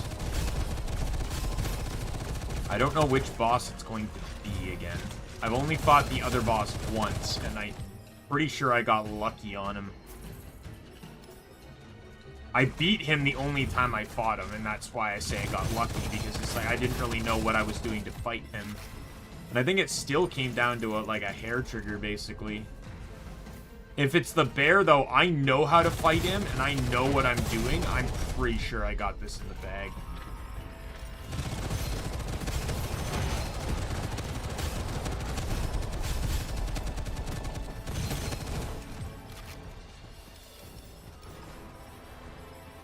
Just keeping an eye open for... There it is. And it's the Baboon Elite. Wouldn't mind them adding in more elite alternatives to the snow areas, because it's like... There's 2 elites, and the Stalker one is always on the first stage, and the Baboon one is always on the second stage. Would be cool to have a few alternatives. So that, like, you don't always know if it's going to be the Stalker or not. And he's dead. Also, I don't know if it's the gun or just my skill, but I am auto-aiming to the weak spots. So, like, I'm actually, like, my gun is auto-aiming, basically, to the crit spots, which does make this build way easier. Alright, what scrolls do I have? 10% damage resistance and 30% damage dealt for 10 seconds when you consume 100 ammo. Provides 1 opportunity to pick all 3 occult scrolls in a treasure chest at once. The occult scrolls obtained cannot be discarded, and after the selection opportunities are exhausted, greedy choice will automatically be destroyed. I'd love to take that. I'm just going to take that. The reason why is because I'm pretty sure this is the last green chest I'm going to find. Green chests are pretty much only ever found in vaults. And that is the last vault. I hope there's, I do hope there's 3 options in that chest right there.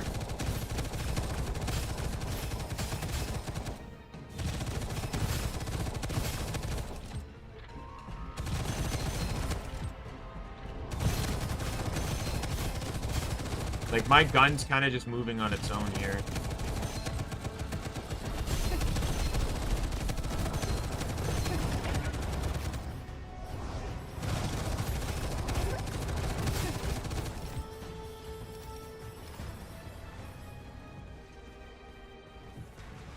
Like, yeah, I kind of just realized now that the ammo scroll probably won't help me much in the boss fight, but...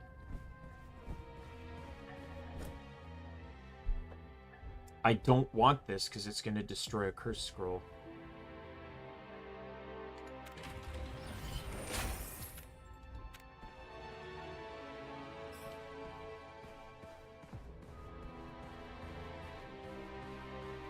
Good, there's a button here. Did that get me another curse? Like, how many curse scrolls do I have? 5. No, 4.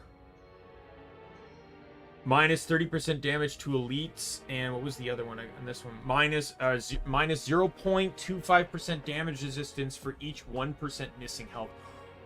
That is brutal! That is... So the less health you have, the more vulnerable you are. That is absolutely terrible.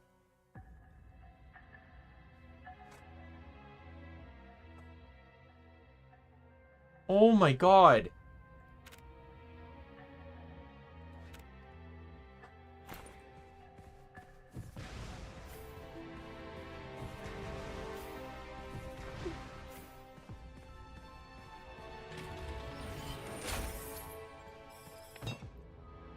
Nope.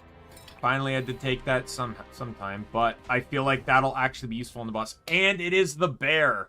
So I'm pretty sure I have this, unless he surprises me out of nowhere somehow. Refresh. We will refresh.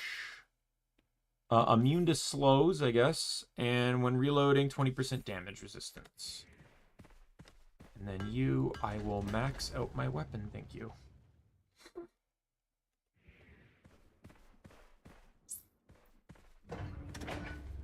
Alright, nothing else I can really do here, so...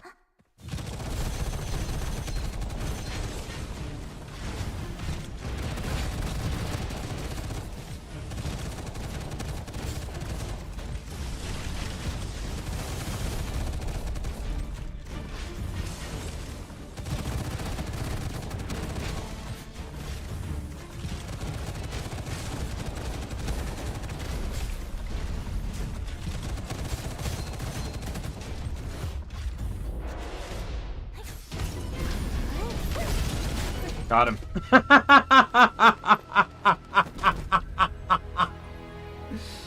Oh my god.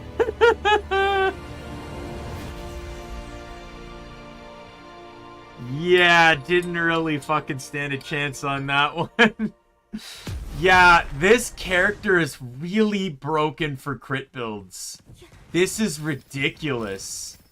She's too fucking good for crit builds.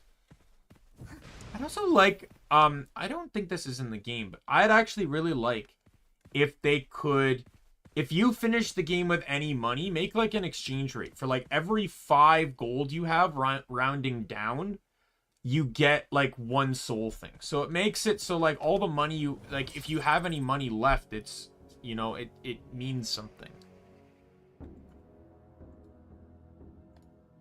All right. Well, I'm going to max out her talents because she earned them all. Frozen Grades create a new weak spot. Interesting. Each Frost Burial adds a stack, plus 1 stack on successful execution. Interesting. After executing targets, increase AoE damage based on overflow proportion of execute damage and refund 40% of the cooldown of Frost Burial. Okay.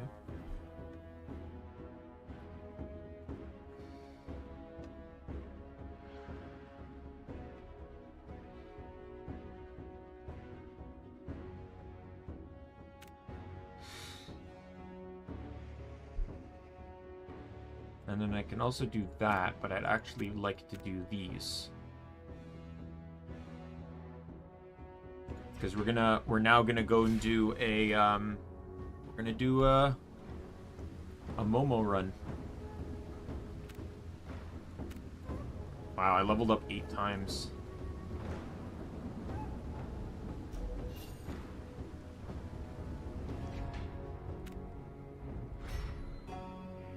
All right, let's go. Let's go, my dude.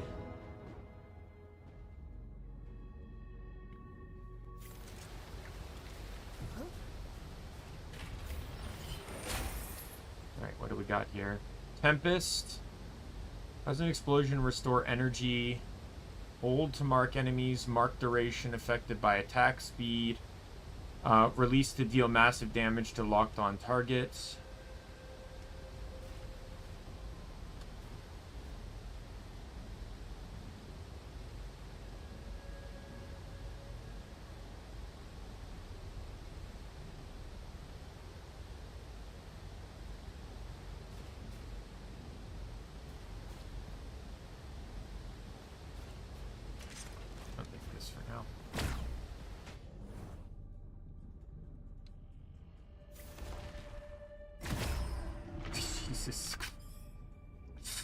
Just fucking Tony Stark sniped them. What is damaging them?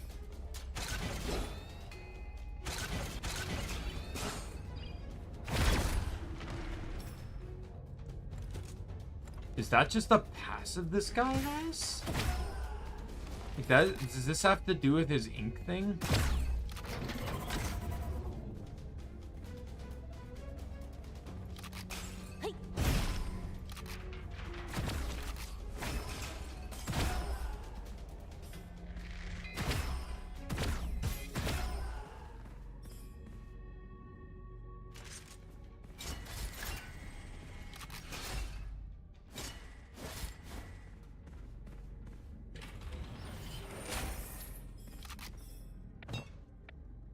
Movement speed bonus provided by blank domain increases to 60%.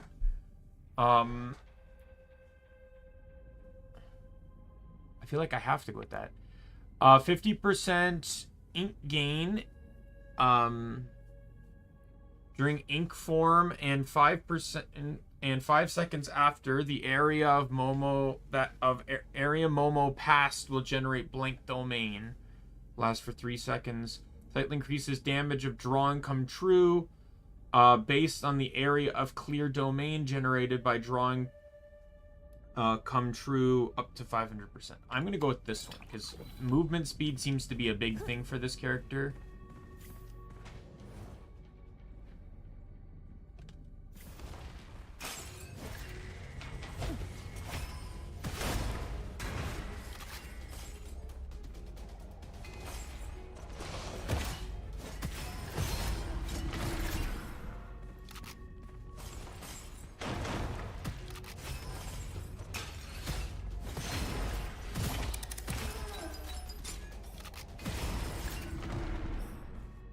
Very odd weapon here. Magazine size. What's this one again?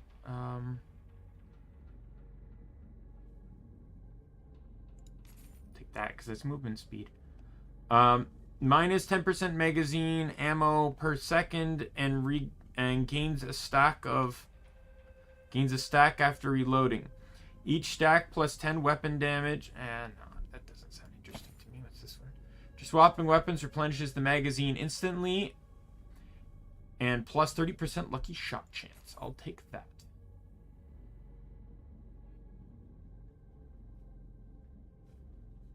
I don't really know what this character specializes in terms of weapons, though. Could just be anything for all we know. Let me just take a look here, see if anything points anything out here.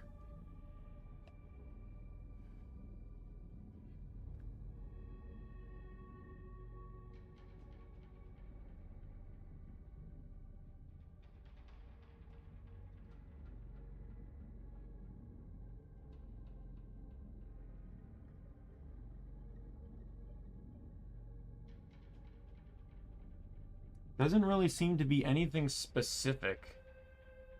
Let me check the bases here.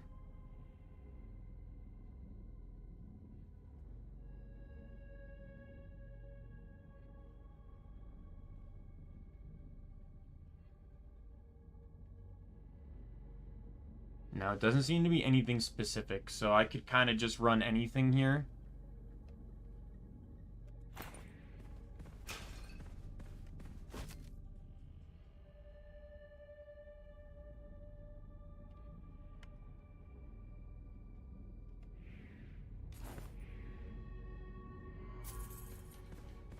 So, for the time being, I think I'm just going to run the brick.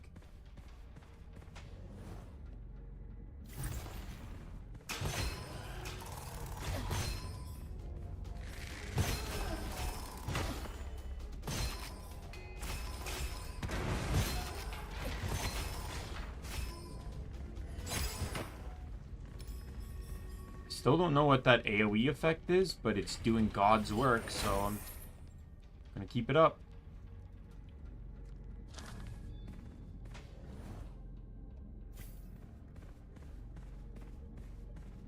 One of my favorite...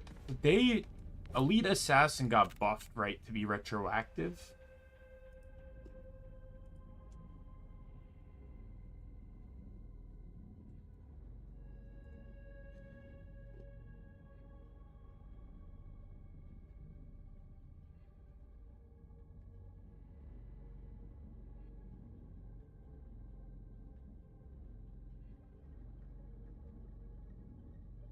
The enhanced version includes elites and bosses you killed or assisted in killing before picking up the scroll. But I got it this early on the first Volt. That is actually, like, massively good.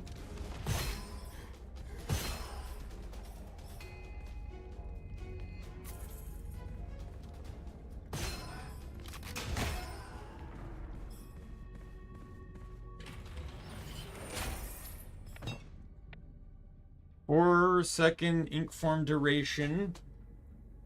+1 initial ink orb. Ink domain can be considered as blank domain. Enemies in blank domain will additionally take 50%. I need to kind of understand this more. Ink domain generates a ring shape area of 8 to 16 meters around self, dealing 75 ink damage every 0.5 seconds to enemies within. During ink form, ink domain will be changed to a 5-meter solid circle. Ink point up to 30 points, -2 ink point per second if Momo is without ink spirit status. Ink shade, plus 25% rate of fire, -25% reload time. Momo is without ink spirits status. Gain ink shade status when ink point is over 15. Ink domain, when inside, restore 10 shield and 2 ink point per second. Ink point will not decay, plus 30% movement speed. That makes the one thing really seem broken. This. I feel like I have to run that. Like, there's some traits on some characters you pretty much have to run, and I think this is one of them.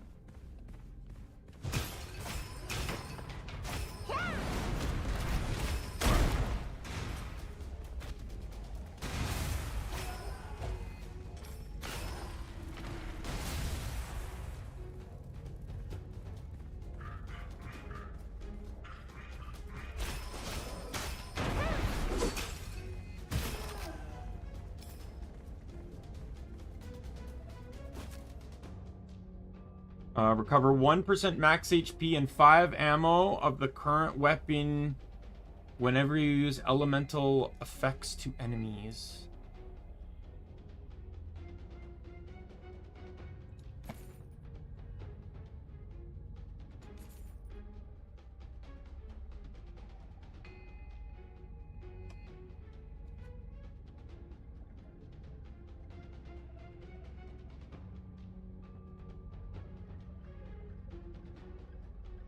Okay, so Momo's weapon is that, like, little fish cannonball that we saw last time.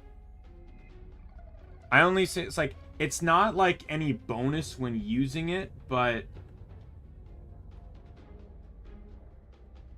so it says weapons that have weapon skills will be of great use to him. So anything that has a secondary effect.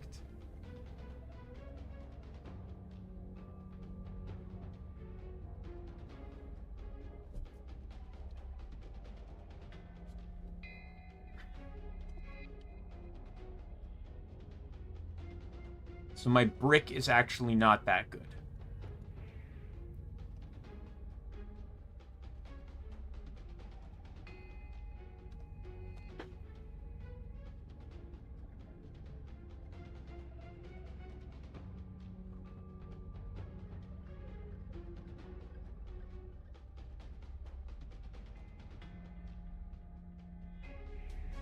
For the time being, though, I am going to keep the brick, though. I don't really care for the weapons that are there.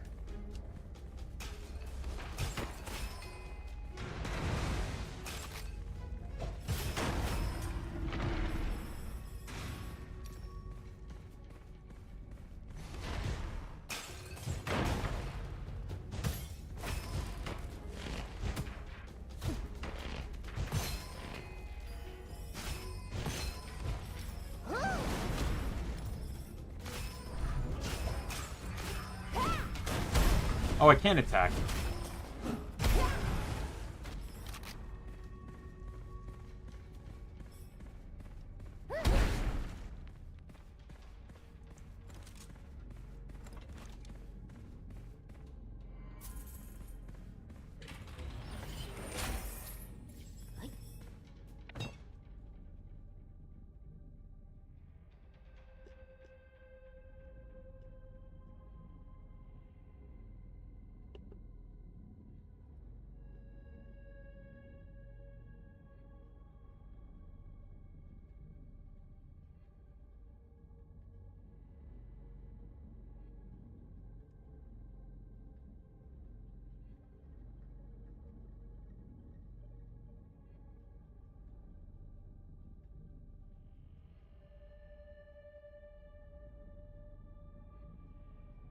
Yeah, Lynn's playstyle mainly focuses on landing easy critical hits and dealing massive damage with them.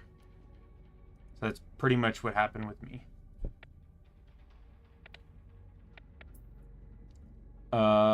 When hit by Ink Splash, enemies will gain 1 stack each. I'm gonna go with this one. Just all ink damage plus, 200%. Why not?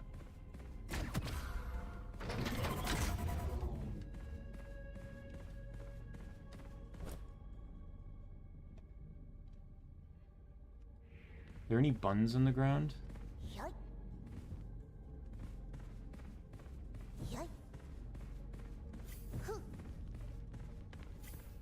I have no problem siphoning HP for money, but I want to make sure that, like, if I can heal, I can... Oh, I can buy a bun. How much do buns heal again? 30%?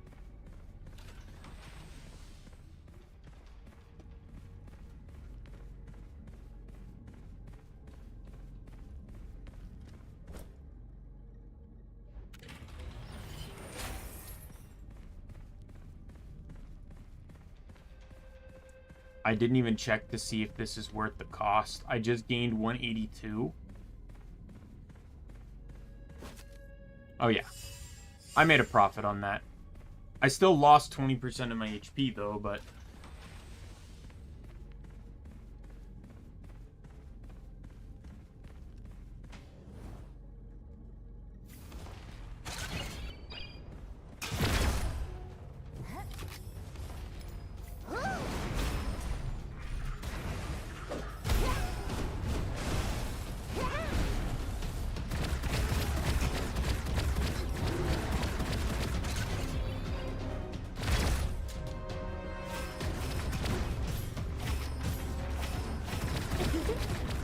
Yeah, that shield doesn't really help you against my ink aura, does it?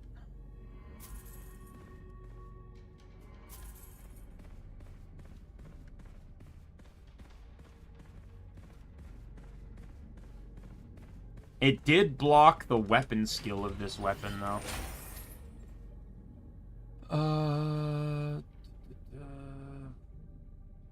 One max HP for every enemy you kill within 7 meters. I feel like that's a really good one. Because if I activate my skill, all enemies are going to be... Or my main skill, all enemies will be within 5 meters.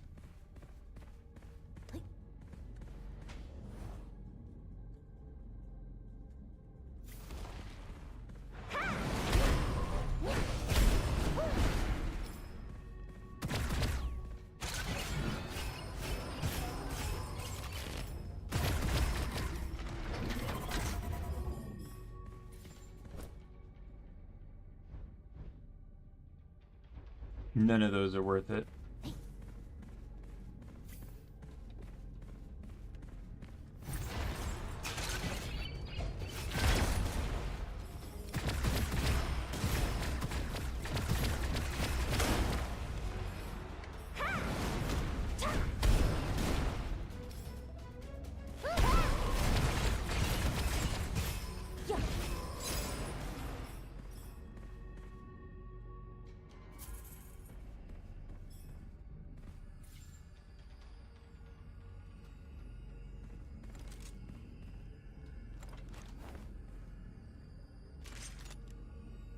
I will use this one.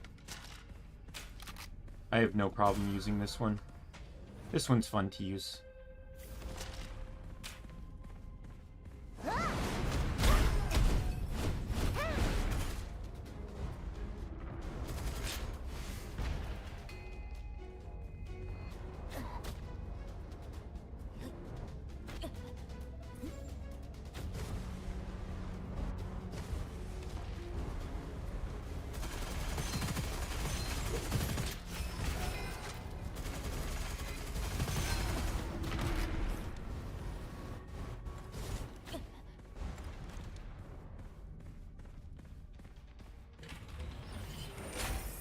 But again, the dash one again.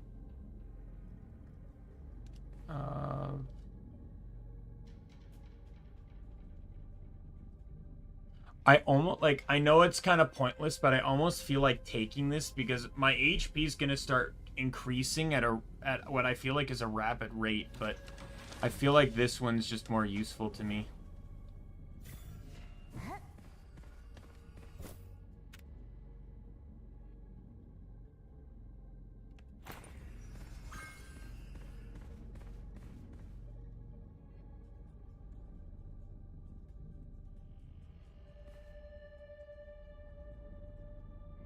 I like saving my money.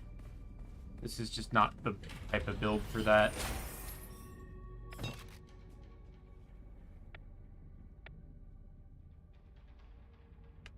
Long come true. Which is that one? The grenade.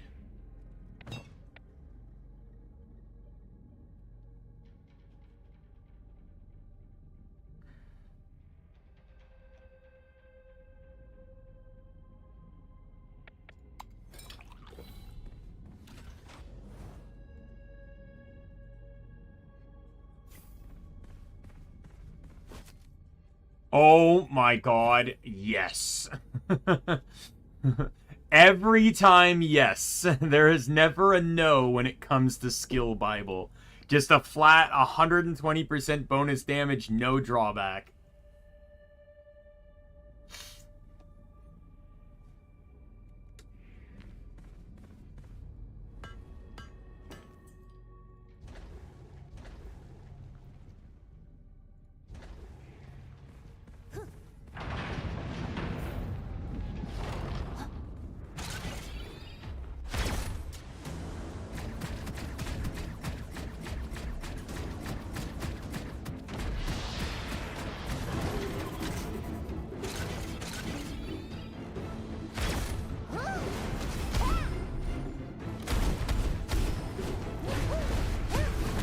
Got him. I kind of like this transformation skill. It's really cool.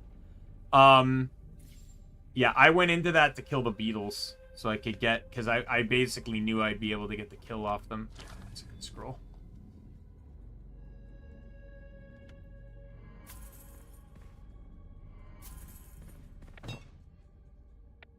Enemies are within 8 meters... plus 60% weapon damage when enemies are beyond 8 meters, plus 30% lucky shot chance. Apply both effects when staying in blank domain.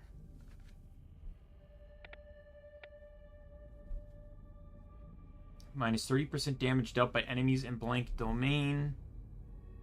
Minus 20% action speed. When staying in blank domain, gain 1 stack for every 5 seconds, up to 4 stacks. During combat, Momo can cost 1 stack, or consume, I guess, 1 stack every 3 seconds to be considered as staying blank domain even when not in it.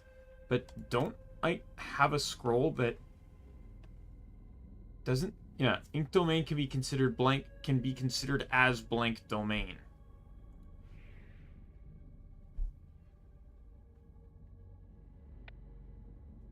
Let's get this one.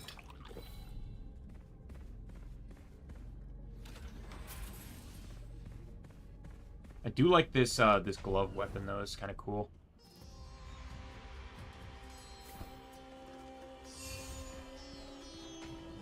I don't know. I feel like this build's gonna fall apart eventually. I don't think I'm gonna get the same kind of luck I got before.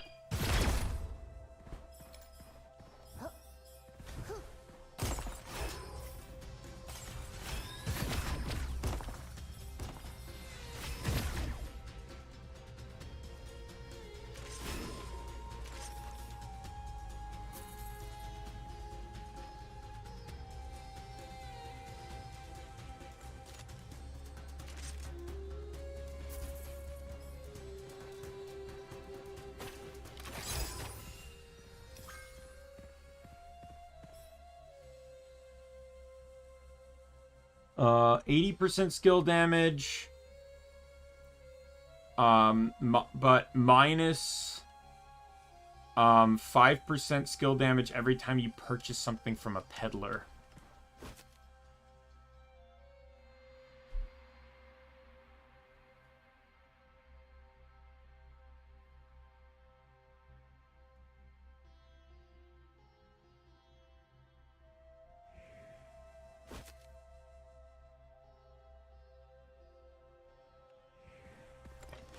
I want to buy this.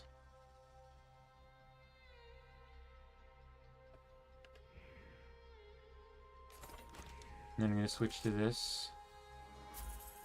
And I'm going to buy this. Then I'm going to refresh.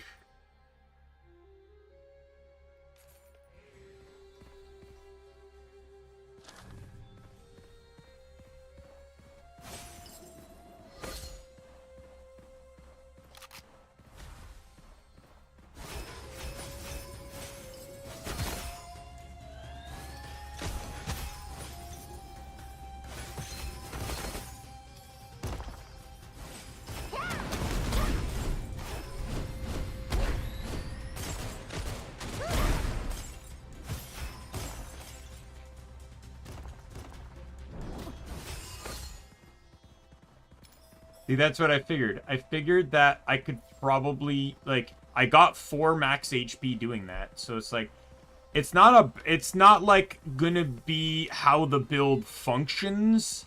Like, it's not gonna be like that bunny run I had, the bunny girl run. If anyone remembers that, I'm pretty sure I streamed that. Where I got, basically, I got the fire sword.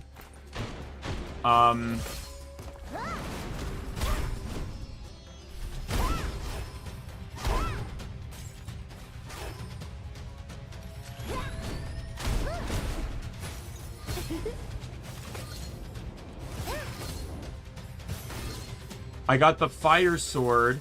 The scroll I had last playthrough where you get lifesteal when you're on fire. The scroll that prevents you from the negative effects of being burned.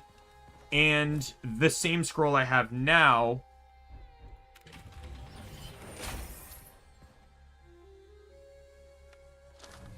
I'll pick that, why not? Where, I gain... So, basically, I had a melee weapon that constantly kept me healed. And I had a really good sword. So I just kept, like, boosting the damage on it and everything. And I ended up with, like, 600 HP at the end of the run. Basically, I just couldn't die. There was nothing strong enough to kill me, much less bypass my regen.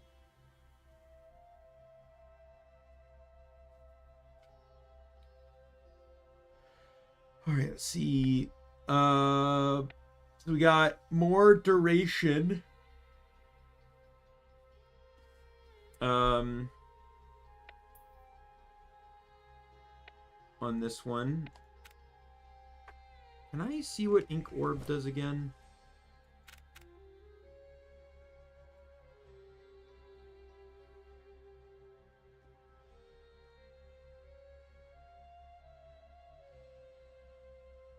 Fire button costs 15. Okay, so if I like using the action skill, this is the one I want to go for then. But this one's not bad with the blank domain effect I have active. So when I'm in ink form, I also... Right, like that's what it is. Ink domain.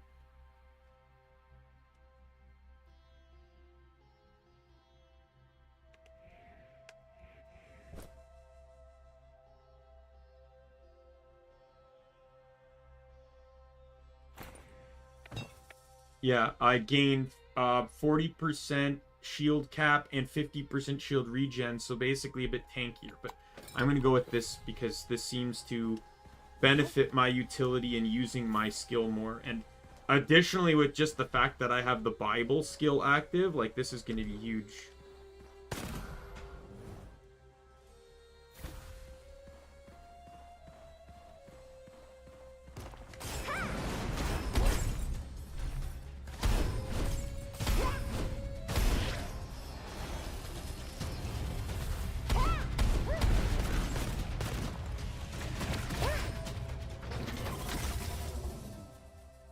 Fucking beasted you.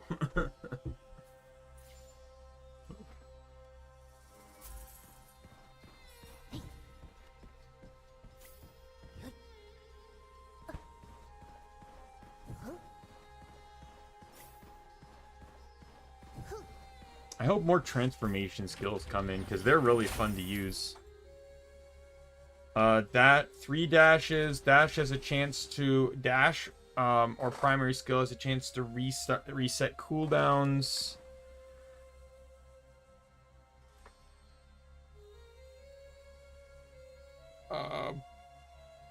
Minus 100% extra ammo of other types when shooting with normal ammo weapons. 30% weapon damage for each extra ammo consumed in this shooting. I don't know. 3 dashes has always kind of been the thing for me. Especially when I have the skill damage bonus on dash active. 3 dashes just builds that faster.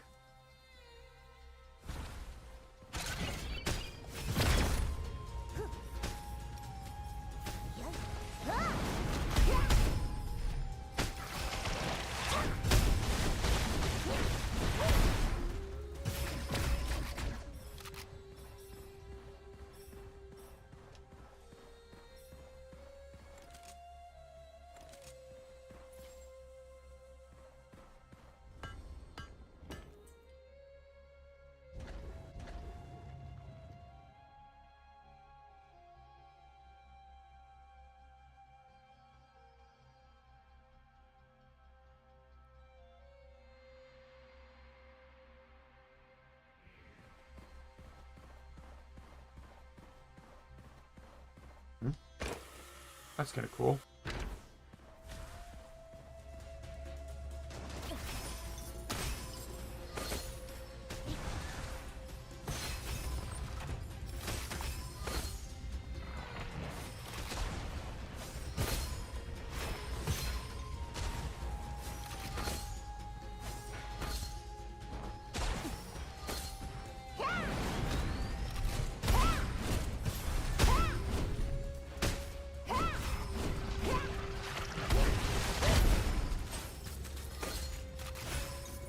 Yeah, I'm really racking up the HP now.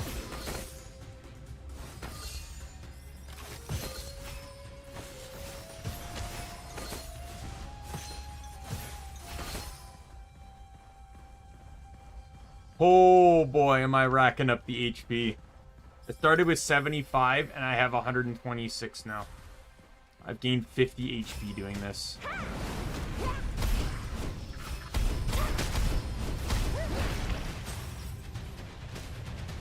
Should probably be more careful with how I'm attacking though, because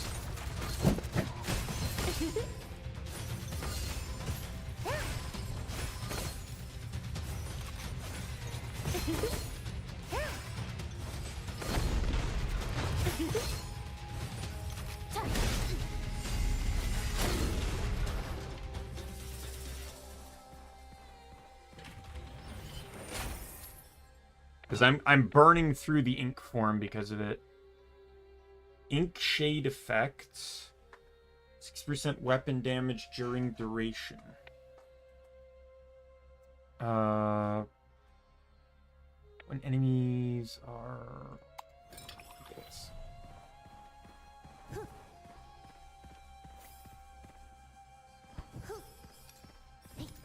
Like, I'll take a melee weapon if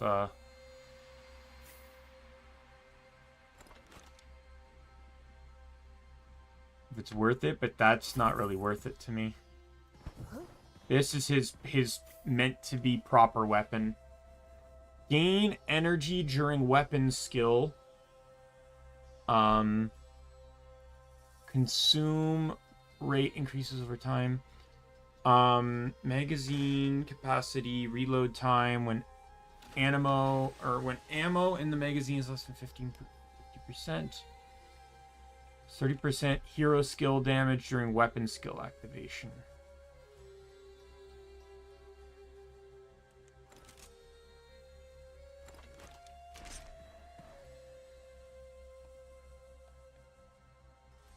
So this thing doesn't even, like, I can't do anything. I actually have to absorb energy from the enemy.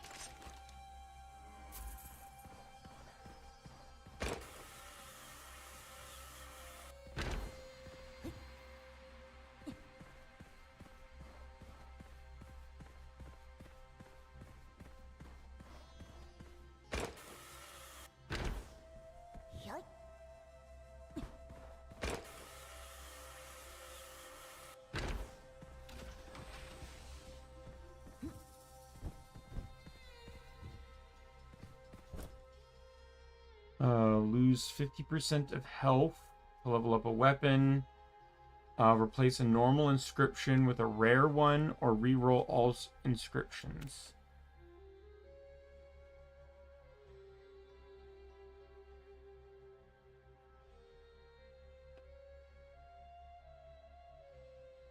I don't know. I don't really see myself carrying these weapons for that long, and I don't really have a benefit this time around opening those chests, so...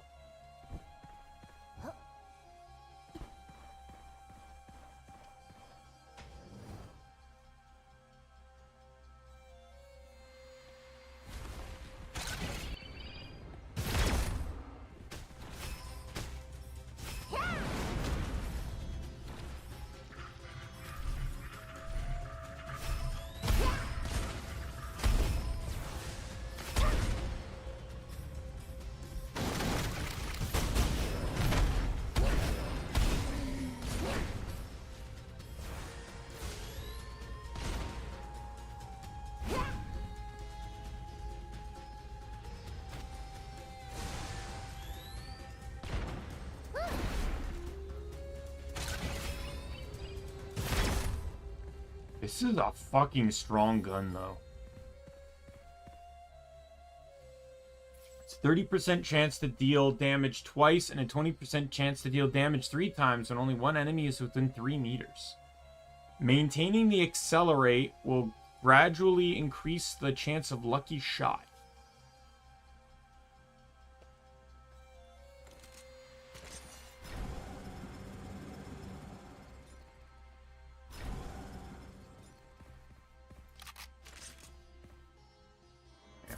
I'll keep what I have right now.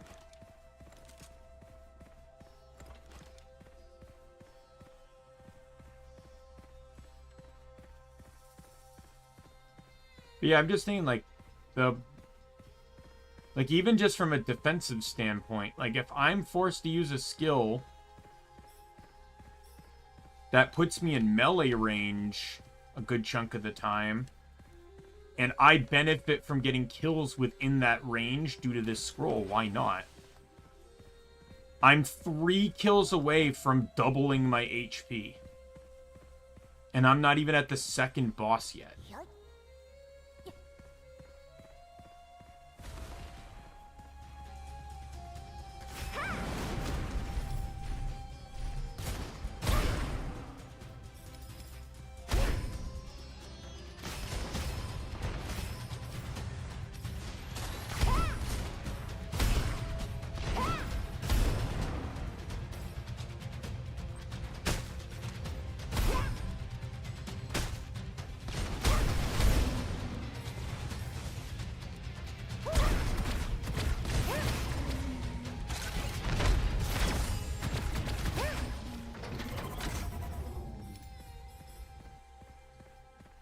Right click on this glove is fucking brutal. Doesn't even take that long to charge the 3 stacks either, and it just auto locks. Or like auto decimates. Like, fuck.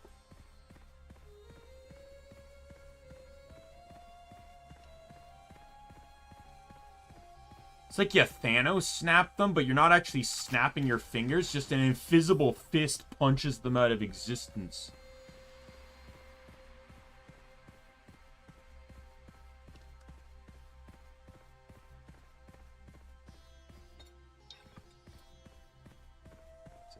Let me pause for a moment here. I'm gonna finish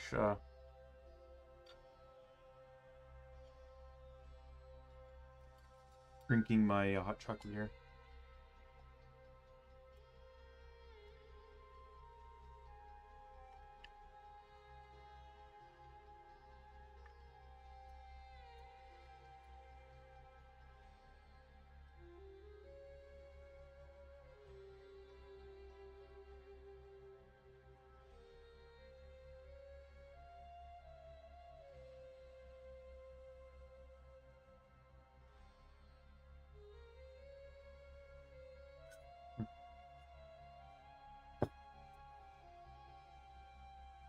Wasn't hot anymore by any means, but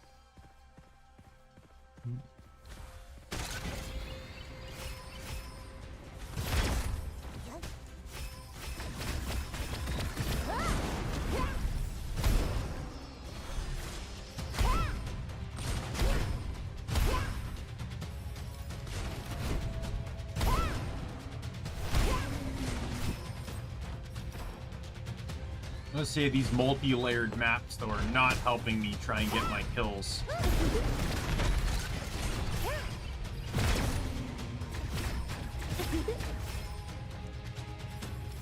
I have 100 more health than I started this with. I'm gonna sell that.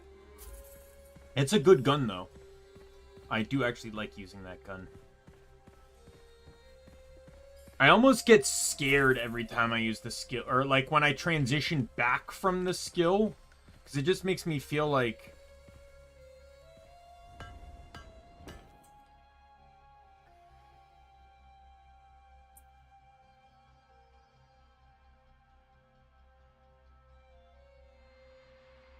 Yeah, like, I don't really even know, like, what Gemini...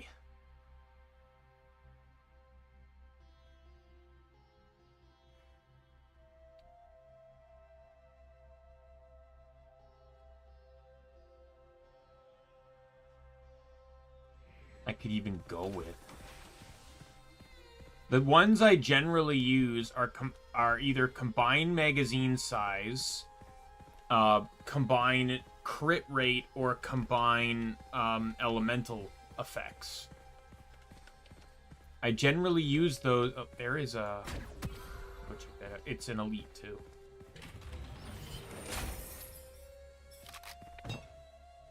Oh, and we get to cap this.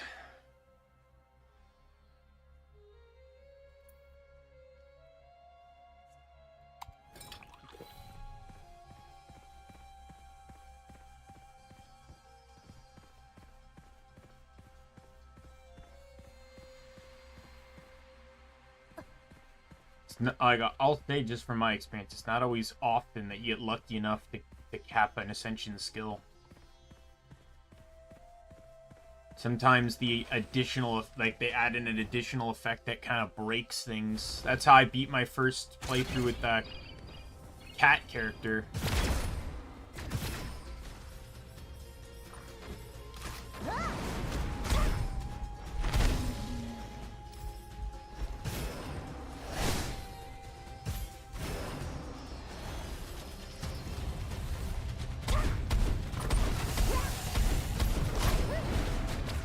Dead.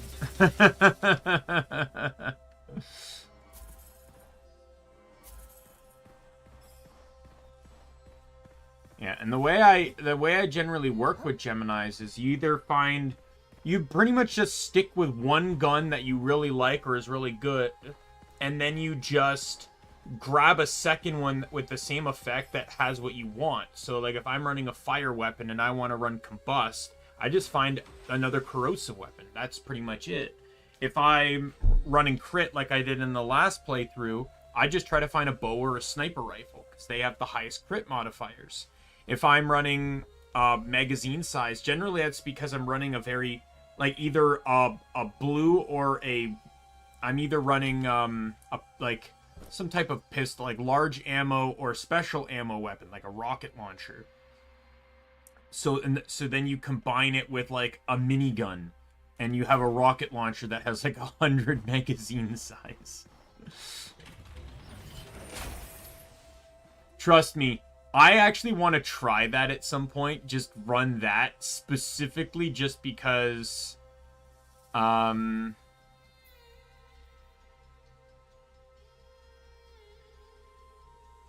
that's detrimental to what I do. Just because, ooh, these... Well, I don't think that's worth it, because I'm already running a scroll that just makes my shields always recharge. So the middle one it is. Besides, immunity to corrosion's really not that bad. It's actually really good. And bonus corrosion damage if I want to run for that. But yeah, I want to try... I've never really actually done that, but I actually wouldn't mind trying a build one day where I just use rocket launchers. I use that Gemini effect, and I just run a rocket launcher with the minigun combined magazine size. This one might not be fun.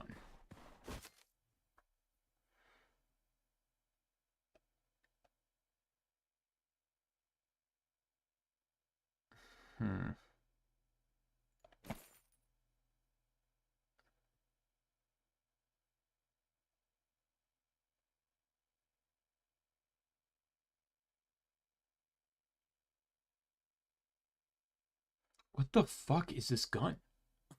You like, I'm absolutely gonna buy that. So when you hold this down, you fire an extra projectile for the 18, like basically that count of 18. But it's just like, when firing additional projectiles, there's a chance to fire 1, 2, 3, or 6 extra projectiles.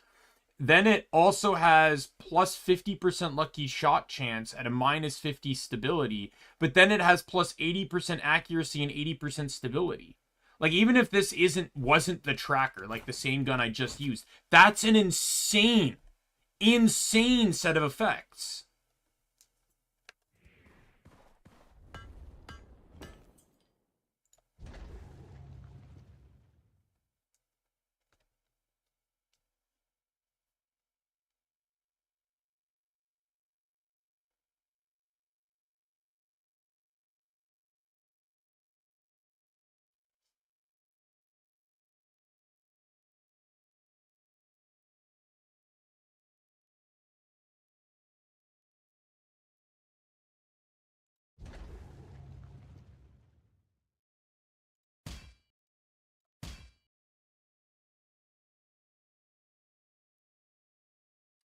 Human skill resource cap will be half.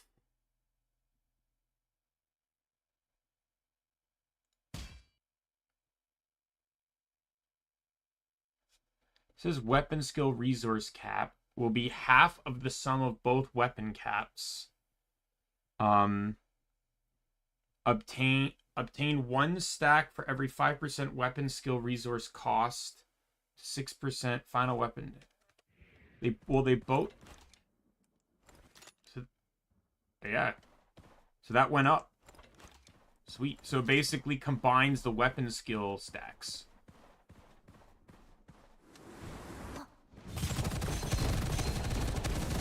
Oh my god! Oh my god!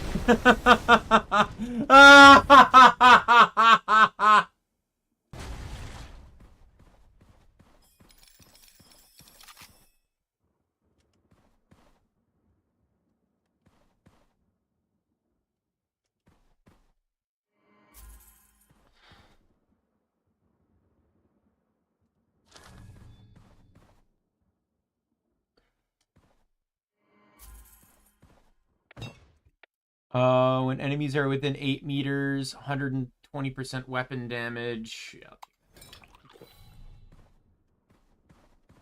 Did I just pass up on the other bonus ink damage? That might have been a mistake. The ink surge.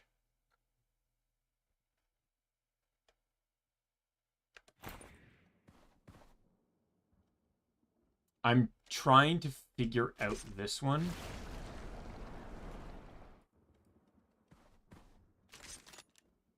Because it has a resource cap of 18, which is higher than what... Which would... Because this gun's resource stack is 18. So 29 means the other one has an 11 stack. This gun's power is going to increase based on how high that is. Because of the additional ammo effects. So if I can increase the... if I can get a second weapon that can have a higher resource stack count.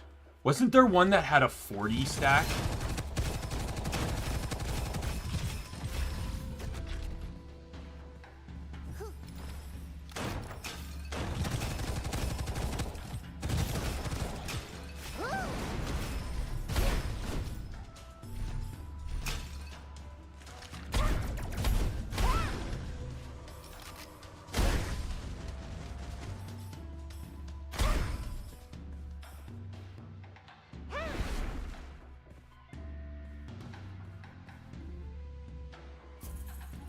I'll keep an eye on that, because if I can find a weapon that has a high secondary capacity, it will turn this gun into a monster. Just because of that one effect.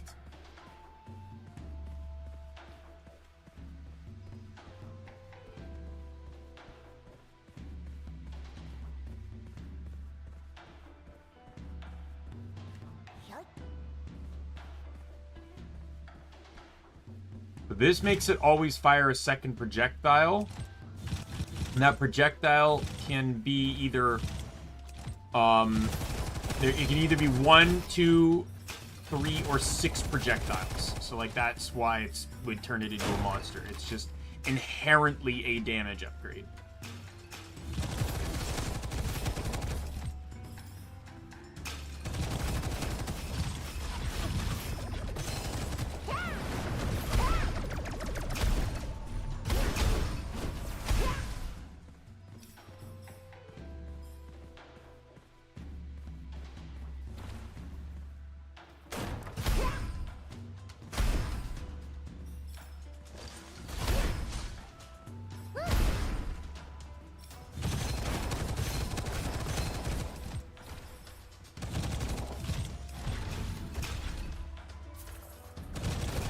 That's a blacksmith guy.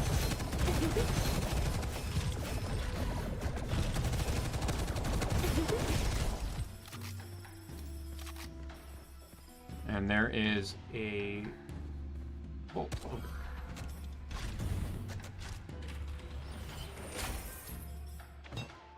oh, we're obviously going to increase all ink damage. I'm going to go to this guy. I'm going to slam all the money into this one gun and then pray I find another gun that has,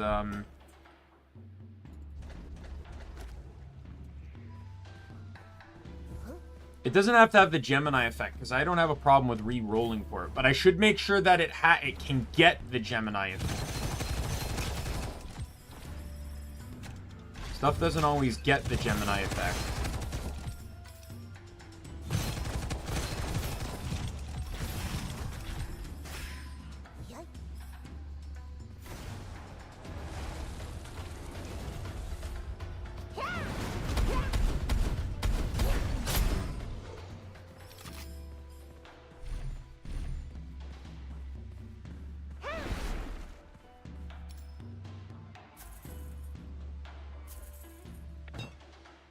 Uh, 40% damage for 6 seconds using a weapon skill. Absolutely, because that's what I'm doing right now. So that is what this guy's mechanic was. So I wasn't really understanding what weapon skill was. So yeah, so this is skill, this is grenade, and this is weapons, but he relies generally on weapons that use weapon skills.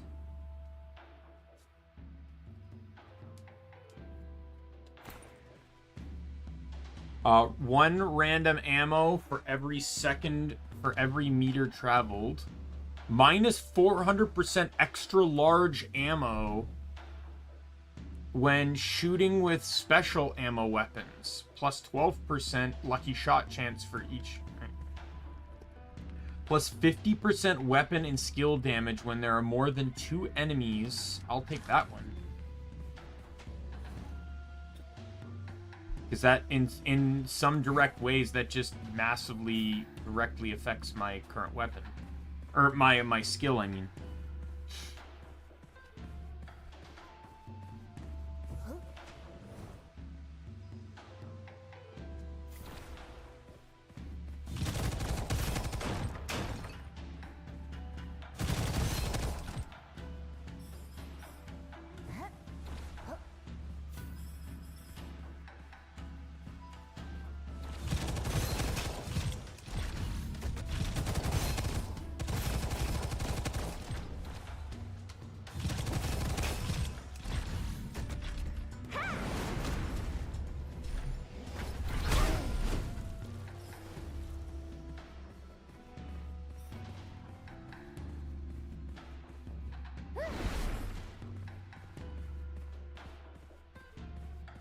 No point wasting my time in that transformation if it's not going to benefit me in any way.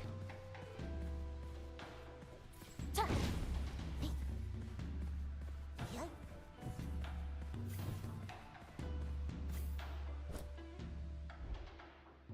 don't need the money.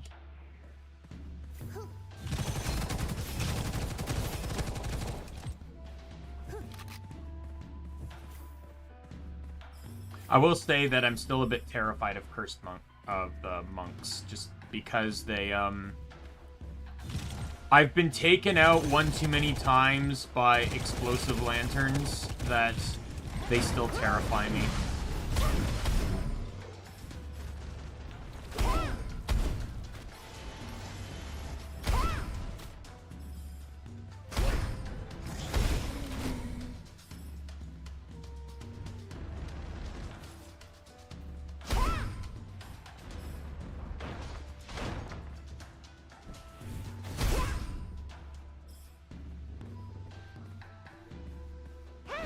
It seems that... Let me...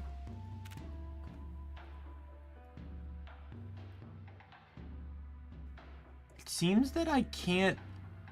Like, I don't leave...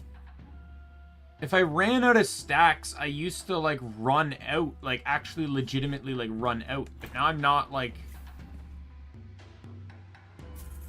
Like, I would get de-transformed, but now it's not de-transforming me anymore. Which is cool, because I like staying in the form, but...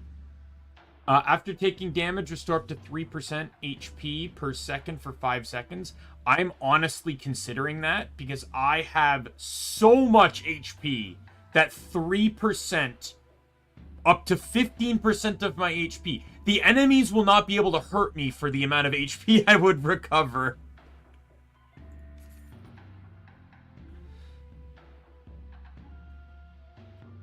Okay, right there. See how that has a 24?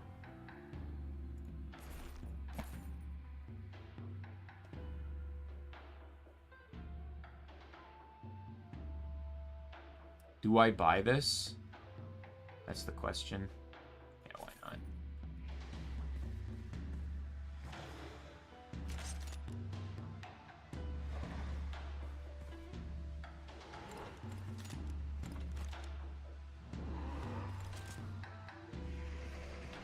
Well, let's finish the map and I'll come back for that.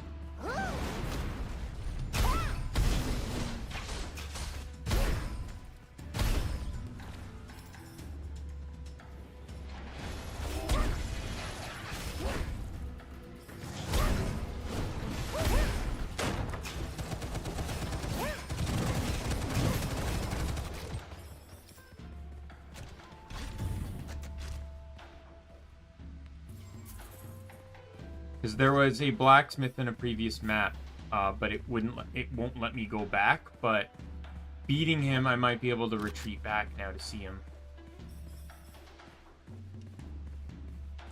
Because I'm not even using this glove anymore.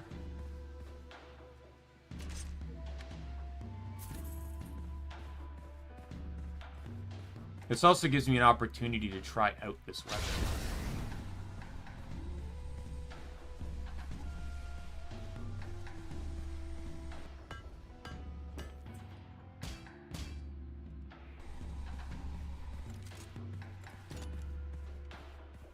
Oh, my stacks went down. What?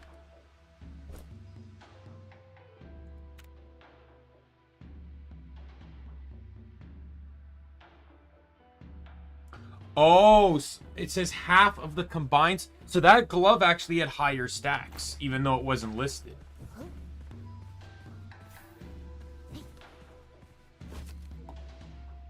Okay.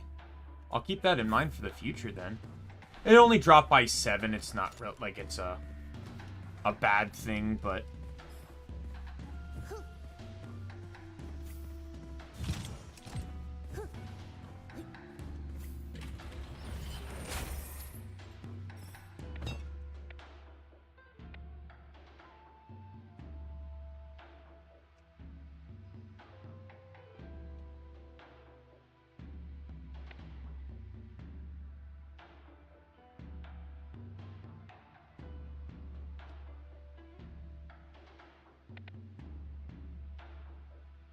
Take that, because that'll just do more damage when in my skill.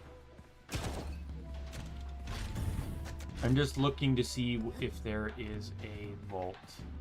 Or did I already do it? I'll just move on.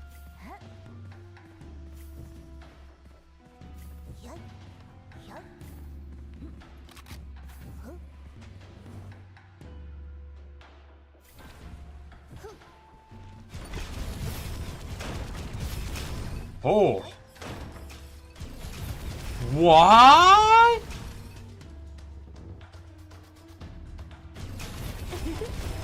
What is this gun? And why is it such a fucking beast?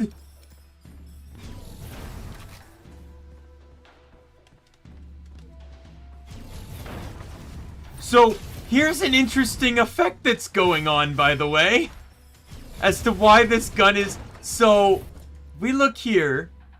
You're it says skill damage can charge the weapon. Okay, when fully charged, enter enhanced mode, consumes energy to increase projectile count and rate of fire.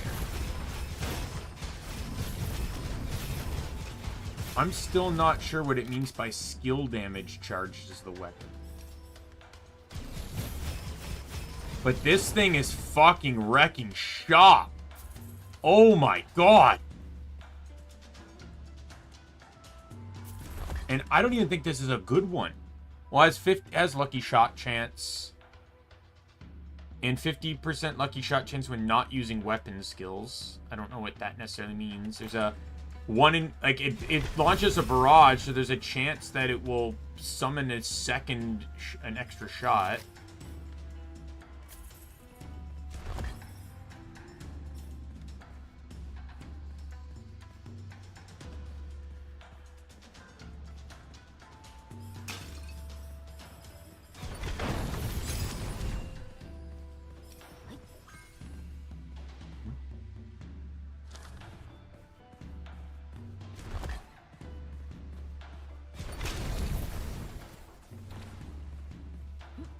This gun is crazy.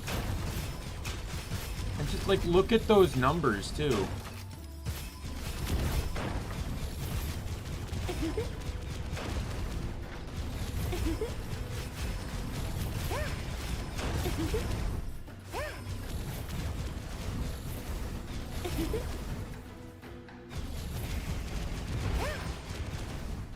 I got a question now, too. Like, let me look at some stuff here, because, like... I have this, but do I need this anymore? Like, is this hindering my success? Because, so with this, I have 60% chance.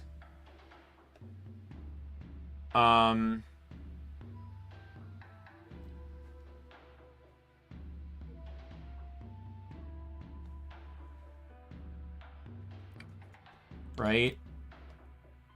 That's 80%. So those two alone, that's 140 right there. Right? I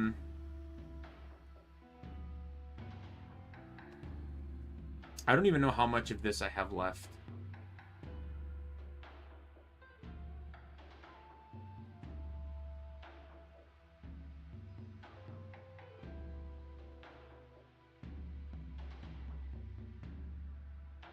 Swapping weapons replenish or gives me lucky shot chance. This and then this one gives it to me.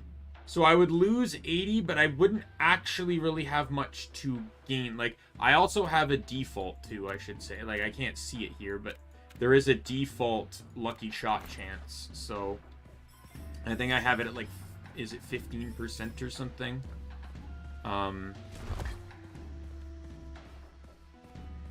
Well, we're gonna find out, but this thing's a fucking monster of a weapon.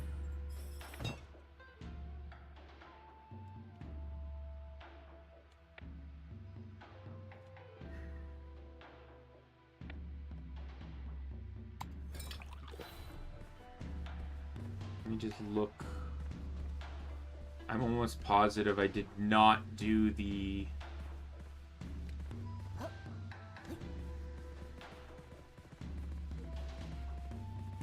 vault here, so we're just gonna... Oh, there it is. Also this here too.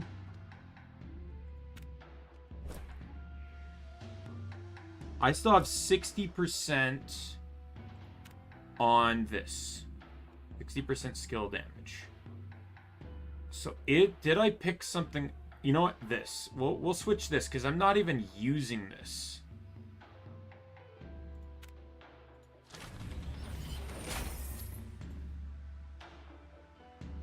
I don't even know if that works, because I don't... What classifies as an enhanced enemy?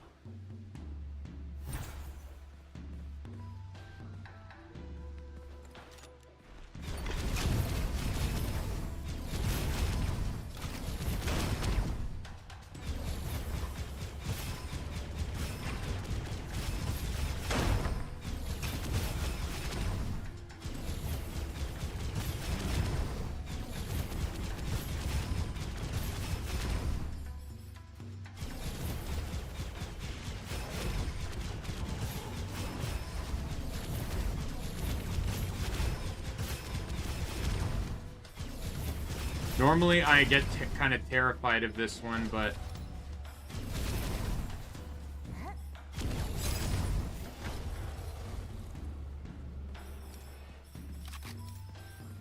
Thankfully, this gun kind of removed all fears I have of this level, where enemies turn into exploding. Because this thing is, like, I have no issue with enemies turning into stuff, because all the enemies are generally one-shottable, which is the same case here, too, but the other enemies don't kamikaze you to the point of instant death. Not that I really have anything to fear with the amount of HP I have, but... the weapon cannot reload automatically. I am selling that, because I really don't like that.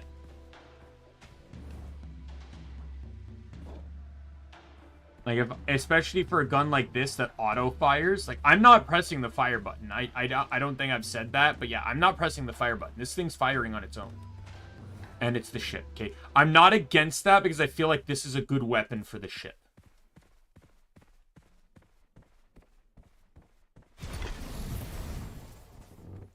I'm going to switch off of it temporarily, though. When reloading, damage resistance... I'll take that.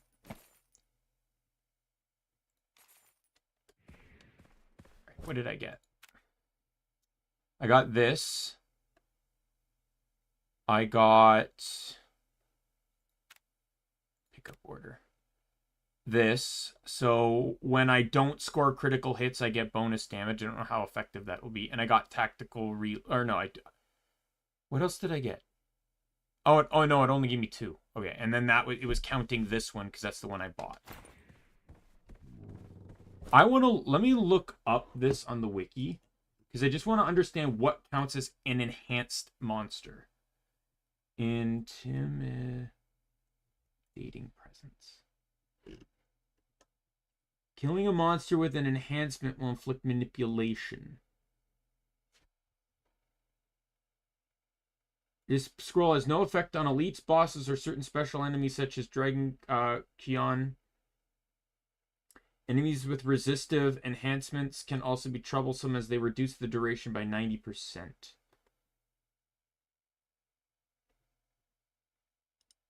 What is an enhancement?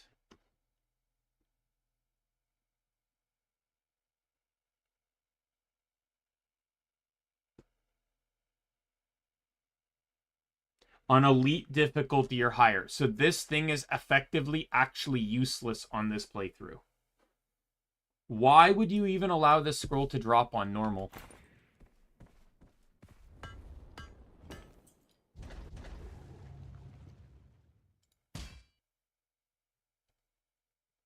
Against burning enemies? That doesn't really help me at all.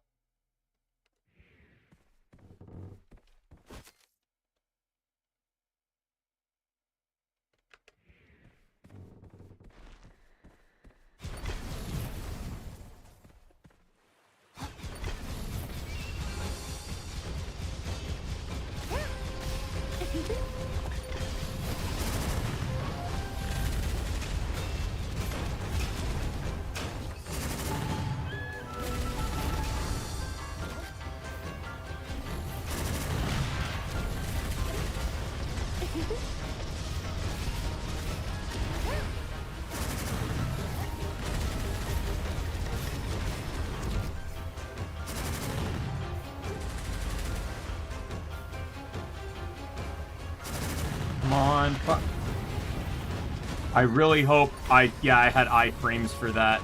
Like, fuck all if I didn't.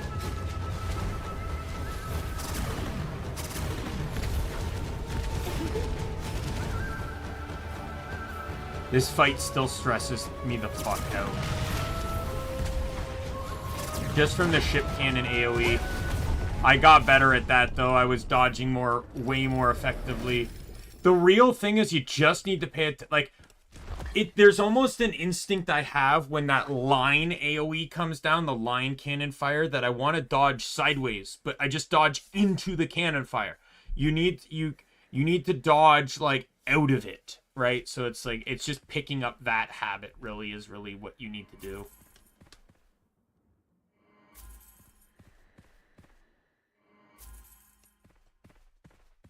What's this? 50% ink point gain during ink form, and 5 seconds after the area's Momo is passed will generate blank domain.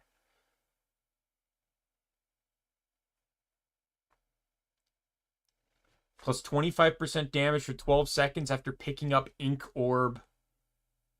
Up to 3 stacks. Plus 10% form damage. Minus 10% final damage taken during ink form. So I don't care about the right one because right now this is an ink form build. I'm just gonna take this one because I pick up several ink orbs every time. So I get damage resistance when I take damage.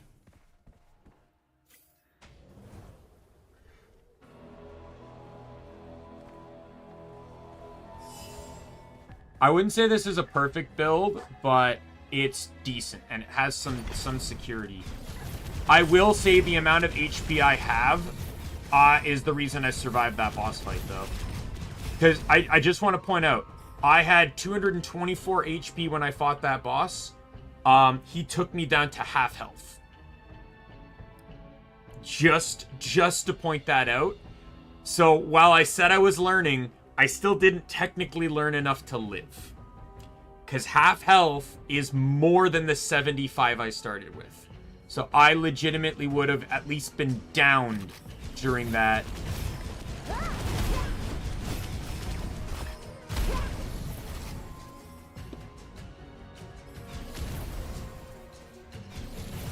Oh, this gun still fires while I'm transformed?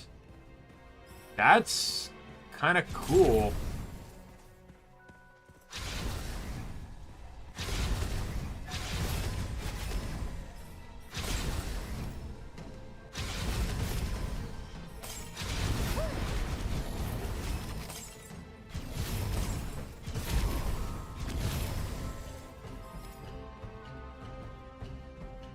Yeah, if I did not have the scroll to increase my max health, I would have absolutely died on that boss fight. So I can grab this because I already am immune to the effects, so I don't see a negative to picking that up. I just don't see it necessarily coming in handy.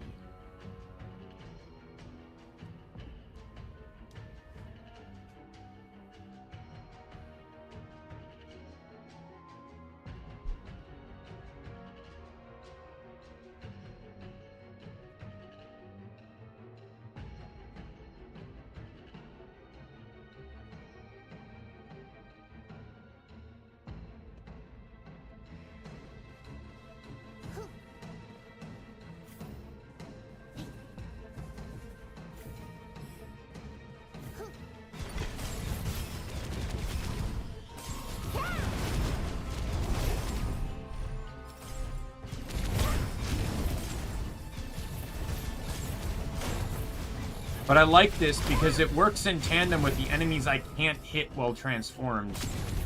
Because there are some enemies that just get out of range.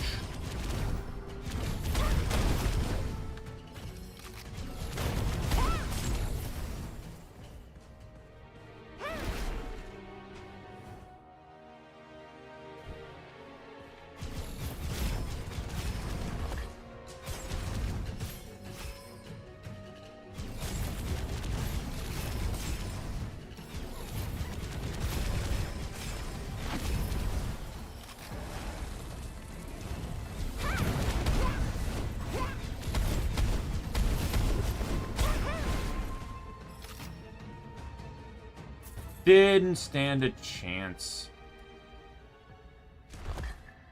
Yeah, it doesn't really matter anymore, but the one I have is still better because of the projectile count it can shoot. 3 again. Deals an additional 50% damage when weapon damage causes an elemental effect. No. When dealing... This is what you want if you're a sniper. Like, if you're playing the White Tiger character... Absolutely you want this, because you want to try and keep your distance as much as possible, but... when dealing skill damage, there's a... Oh, yeah, sure, why not? When dealing skill damage, there's a 15% chance to do double damage. Why not? Why? Why not?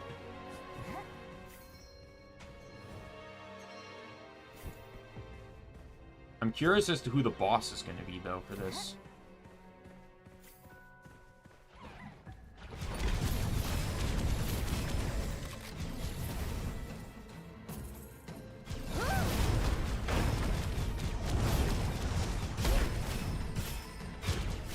Almost kind of makes him look like a skunk when he's in ink form, even though he's a chipmunk.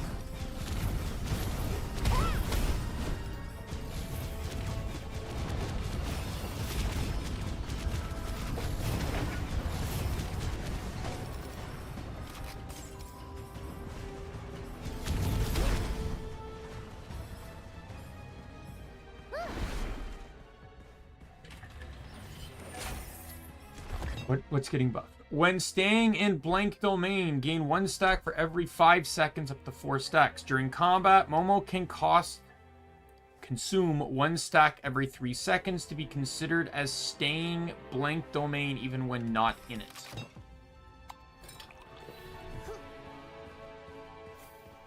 I'm still not fully sure how this gun works exactly, but...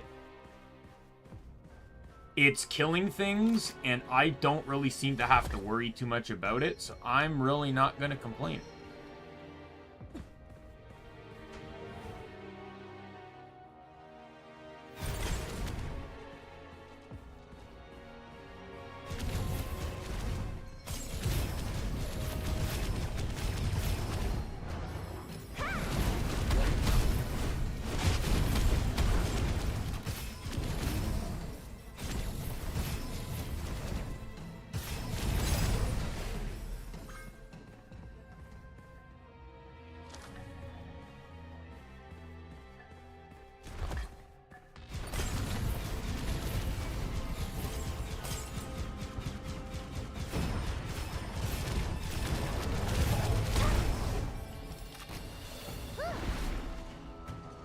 Right, well, we're heading back to the vault here.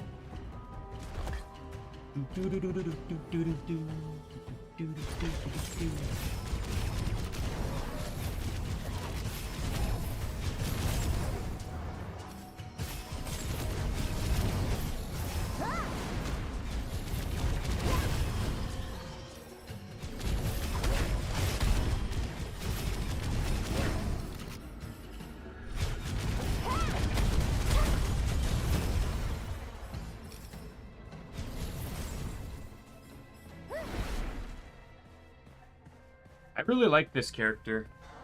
Just like, I like the transformation aspect of things.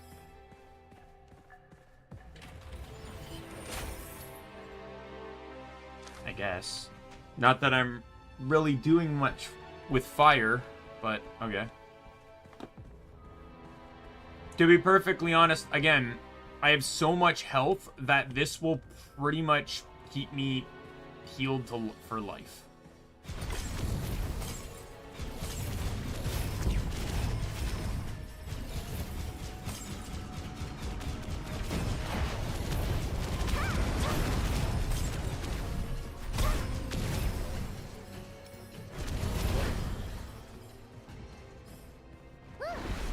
I'm glad you can also get out of the form, too. It's nice.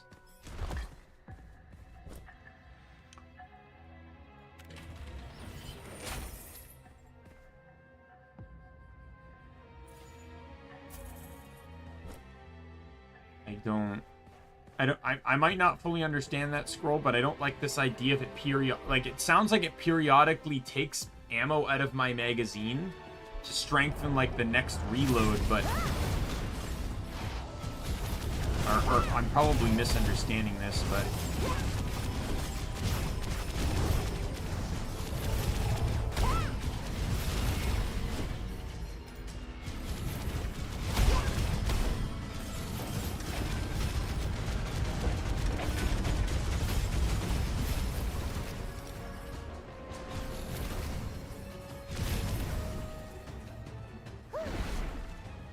Alright, well, this is the end of the next level. We're gonna see which boss it is. But I think I have pretty solid chances of winning.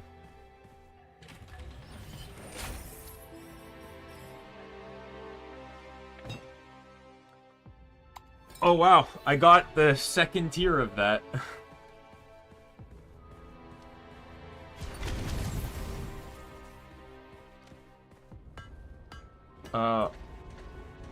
I guess I'm just gonna put all the points into that because, like, this gun, unlike my other gun, this gun can work when I'm transformed, so... Oh, it's the other guy. So I still don't fully know how this boss works, so...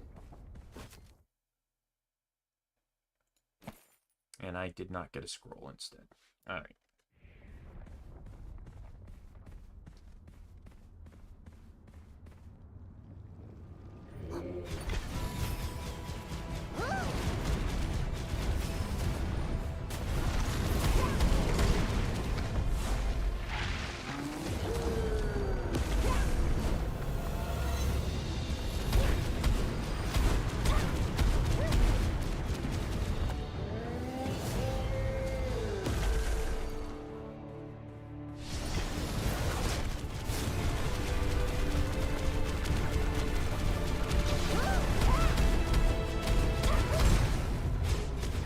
That would have killed me.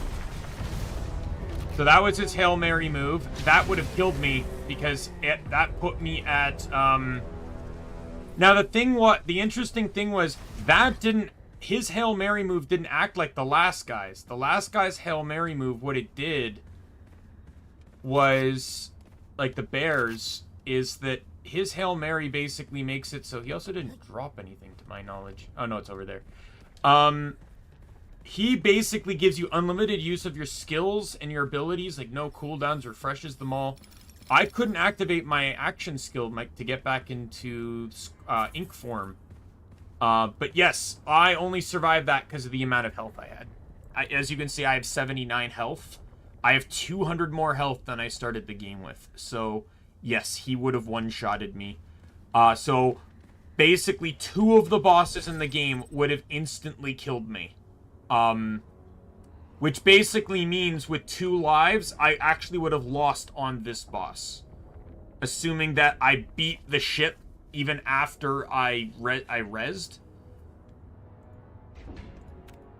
I can buy his last 2 things. So now there's a 60% chance that a weapon will come with an exclusive inscription. When the weapon has a skill, of course. Able to increase 1 level of an activated ascension when the total ascension level is not below 6.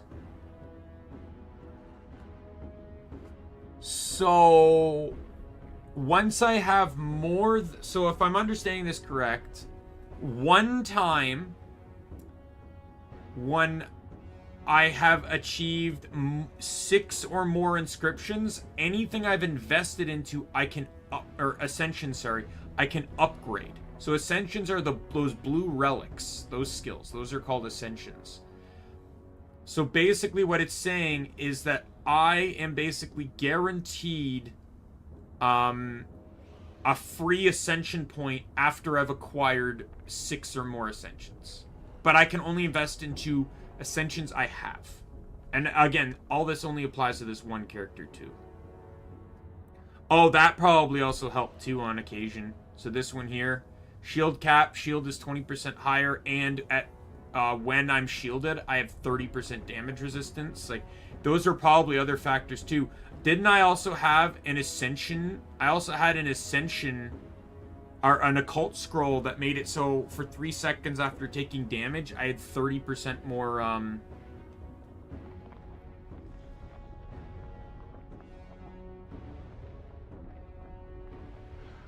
right?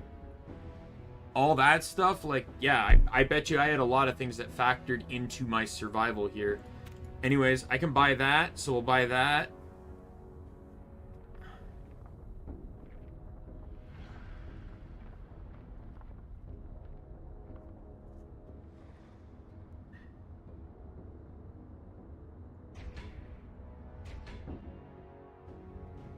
So 2 successful runs.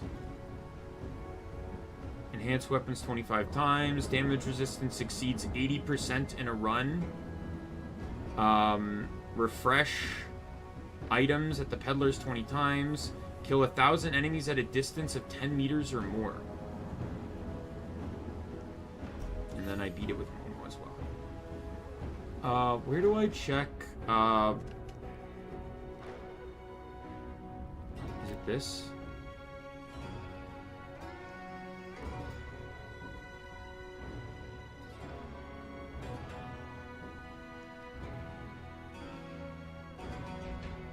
Here it is. So I'm at 14. So 15, I unlock this skin for the weapon. Yeah, it goes up to 50, and then everything past 50 is just 50 of these.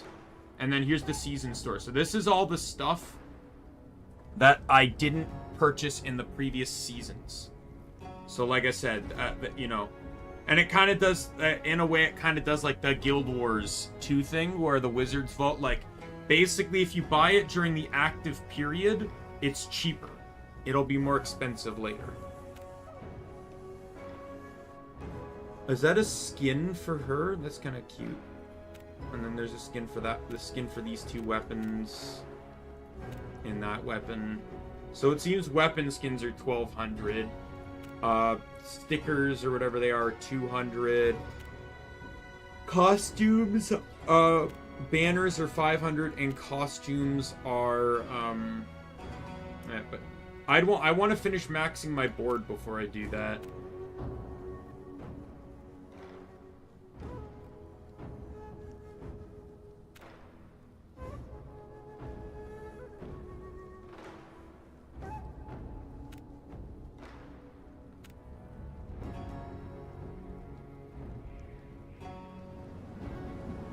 Yeah, that was cool. I'm trying to think, like, do I want to do another run now or not?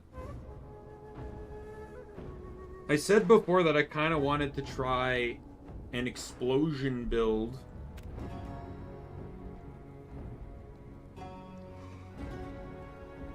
In which I have the weapons share magazine sizes. He's the explosion character, so you know what? Let's try one more run with Awhile.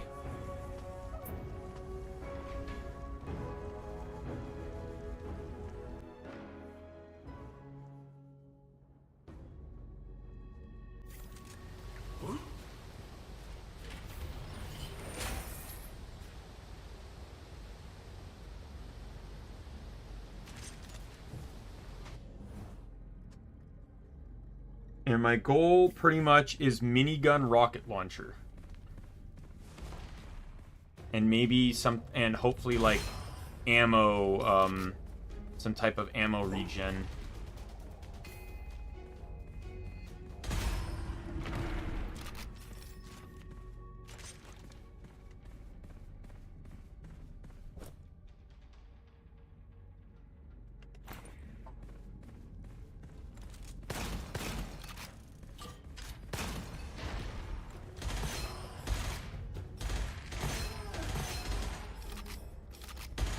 And I mean, I just want the tried and true rocket launcher, like, because those ones actually generally come with some pretty good effects most of the time too, so.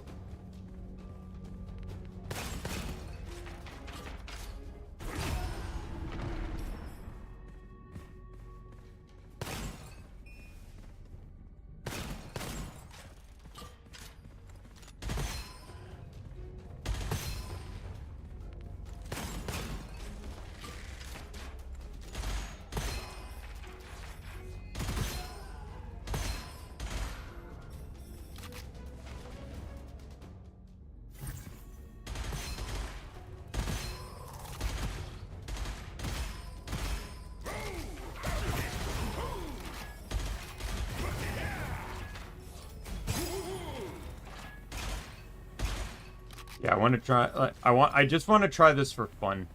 If I don't even make it that far, then I don't make it that far. But I just want to see. It's like, what would it be like?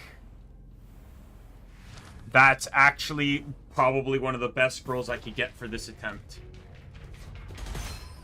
If I kill an enemy, shooting doesn't consume ammo for 2 seconds or destroy an item.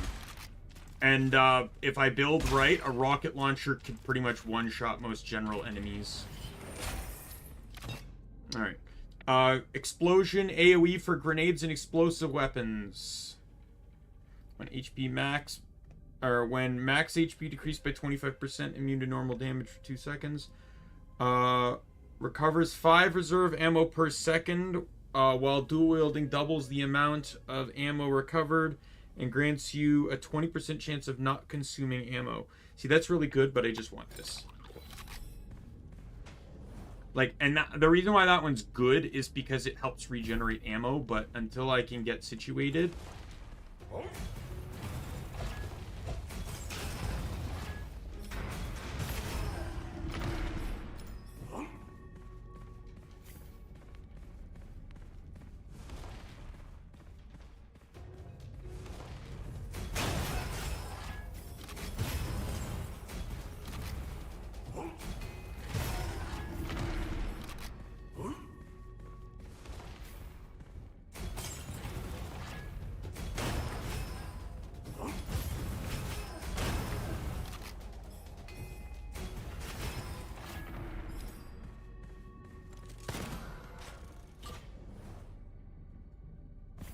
Is it? Oh yeah, the boulder one again.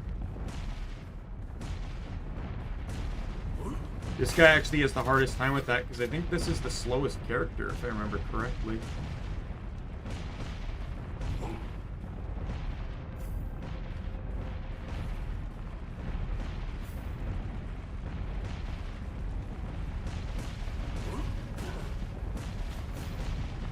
But, outside of the Tengu guy, do I do it? He actually has the highest starting HP in the game, so I can always drop this later, but just being able to start out with some extra money early on wouldn't hurt.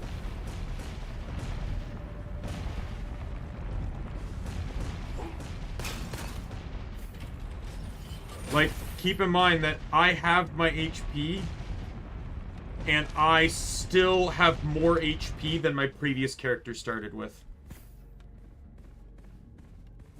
Then Momo started with the squirrel.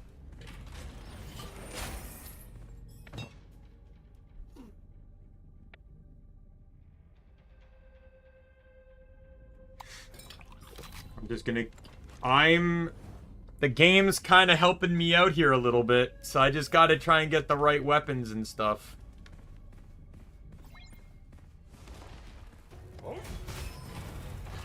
I don't mind this, but there's like that reload effect that takes place that I really don't like.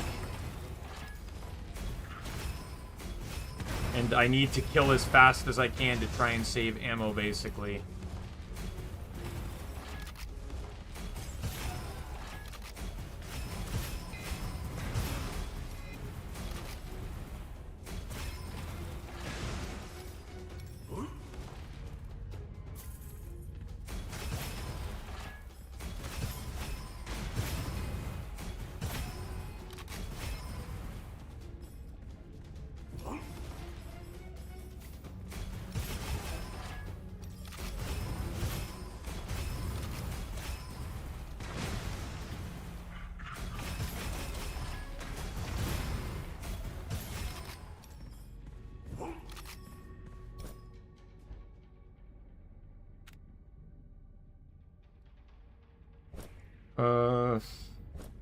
Do I do it? No. I don't think it's worth it.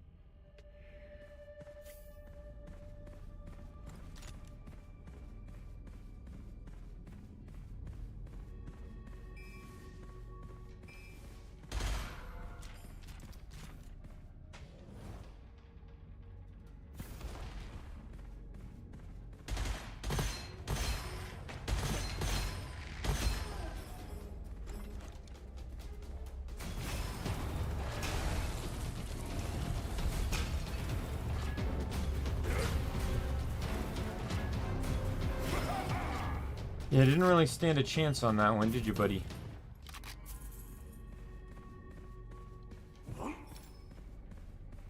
That shield doesn't protect you from all the explosions in the world.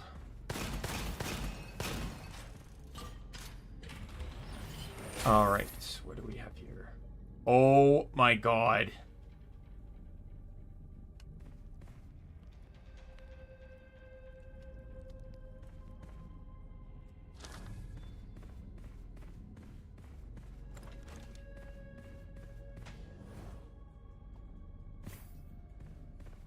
So there's another scroll that just helped me with any ammo issues I could have.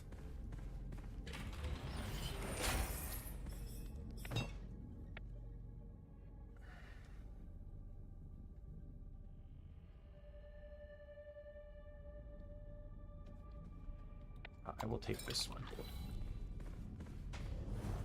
Because I already have an effect of after killing an enemy anyways, right? So...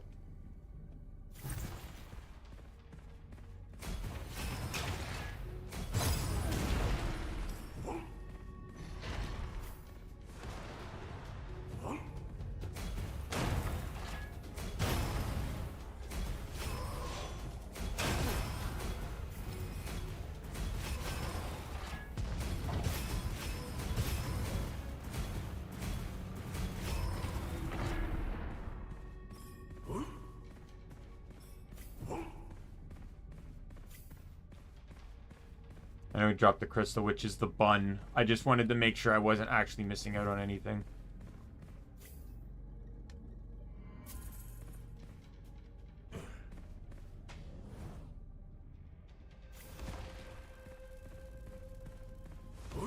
I also don't like this gun that much because the range is bad. Like, this is basically just the flacker from Borderlands.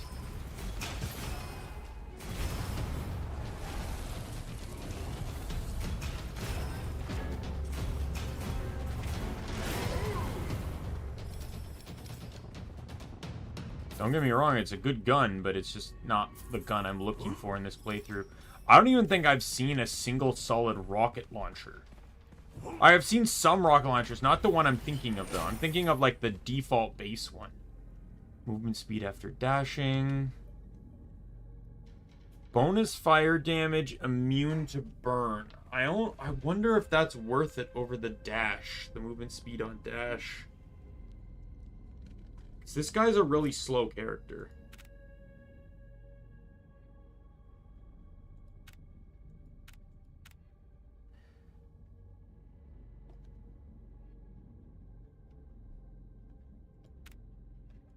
But immune to fire... It's... like, the bonus fire damage is one thing. If I can get an explosive weapon with that, it's just, you know, even more... you know, I'll take it.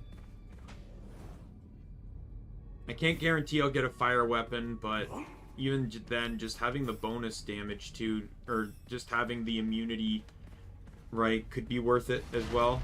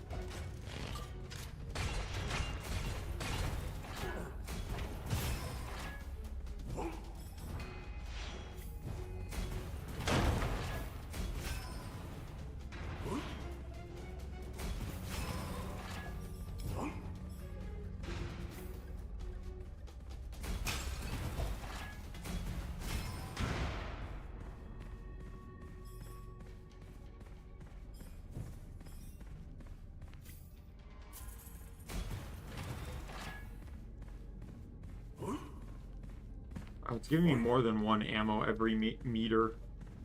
Weird.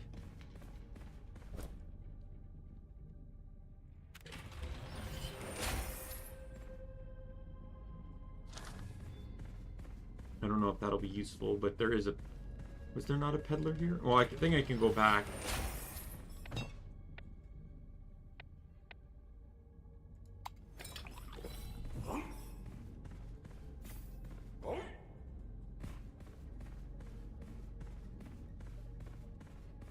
probably a few buns back there. I know there's one at the entrance to the level, for sure.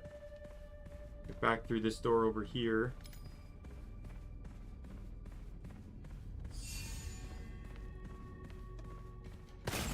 Oh, and I just got another one. That's good enough. This is where I entered.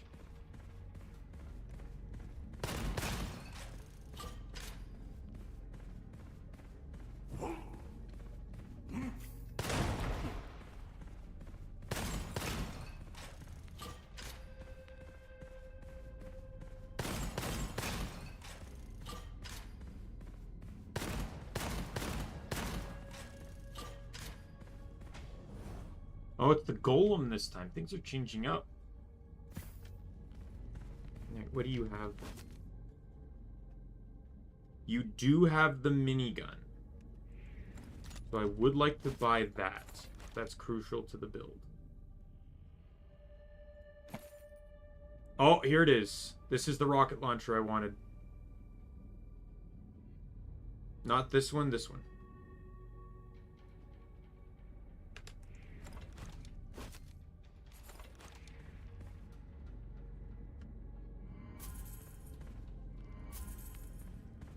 So I need to... I don't know if I'll get anything better, but I still need to level these things up to 5. So that way I can get the Gemini effect. Just even have it take hold. I actually didn't look...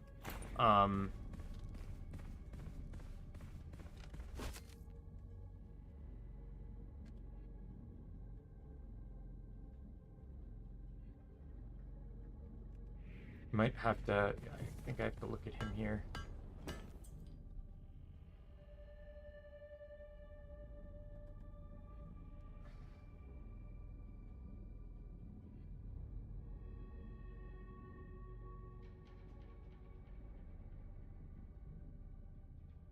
Okay, good. I was just concerned where it's just like,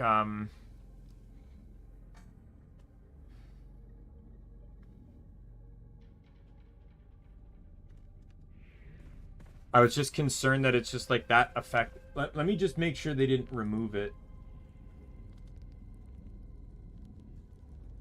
Inscriptions, Gemini.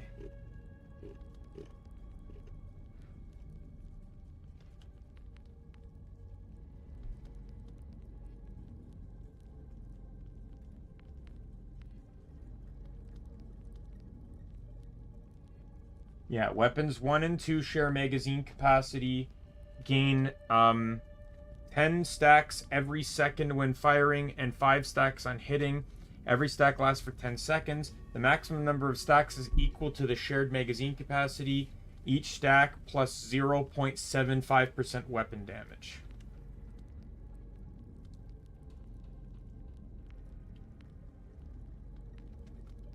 It actually says it benefits on the Tiger Cannon, which is the weapon I'm running it on.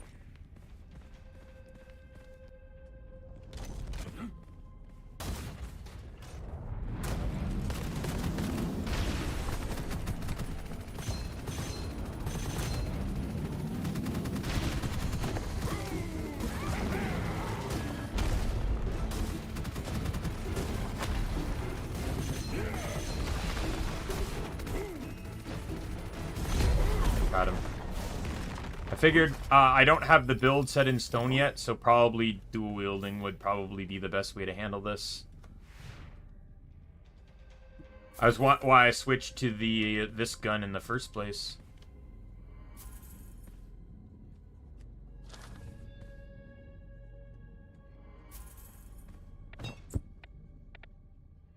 Plus 20% max HP. Dual wielding, it's doubled. 30% rate of fire and accuracy when dual wielding.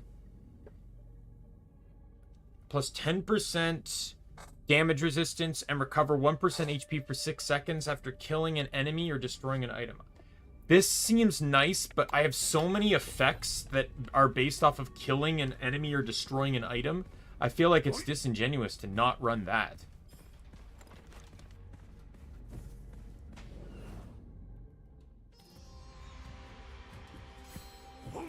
Especially since the plan is to just, you know, basically start you know, like bombing, like carpet bombing the place.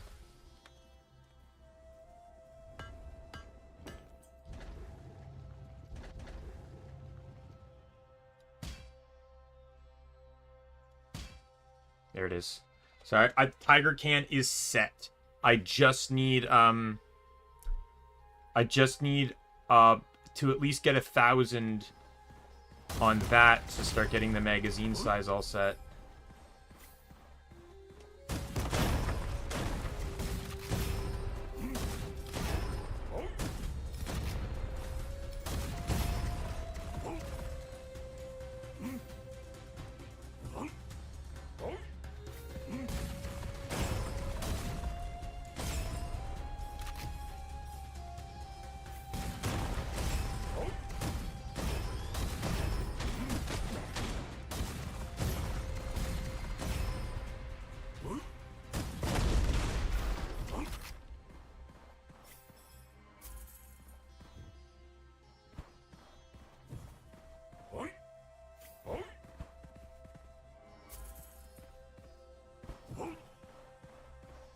Let me just head back up. I just want to make sure, like, I know the tiger, it works on the Tiger Can. I just want to make sure, does it work on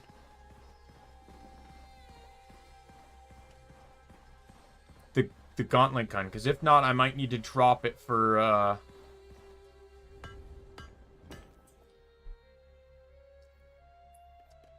we're good. Okay, we're fine.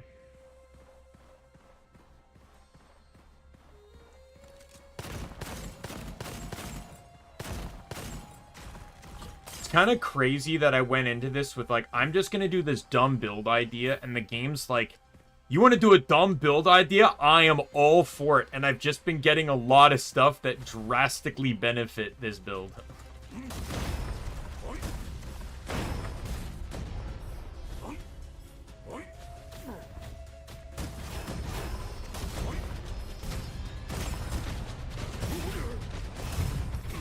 Oh, I died. Oh well, I don't really care. This is just for fun. That was my own mistake anyways for I walked through the poison cloud barrel.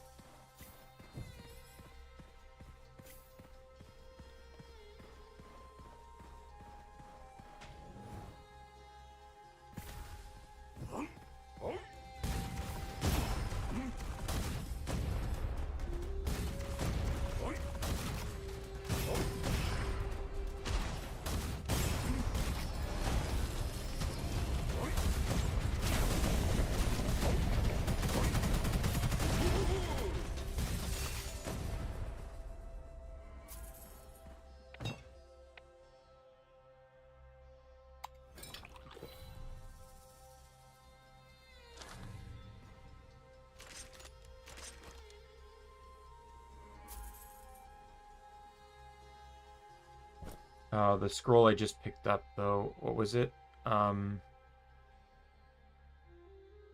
Movement speed and damage when shield is, or armor is at 0. 300% shield retard, like, so, like, my shield takes 3 times as, or, yeah, well, 4 times, or, yeah, 3 times, sorry, yeah, 3 times, I don't know the math on this, longer to recharge. I don't think I actually want that. I feel like it's a bit too risky for me to want to play that way.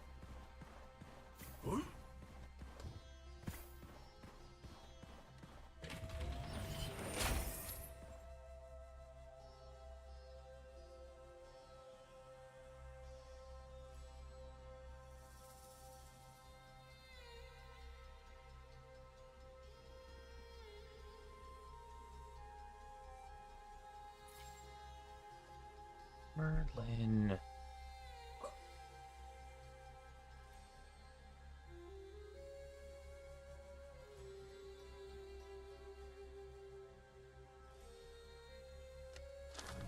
I'm dumb, but I'm gonna do it.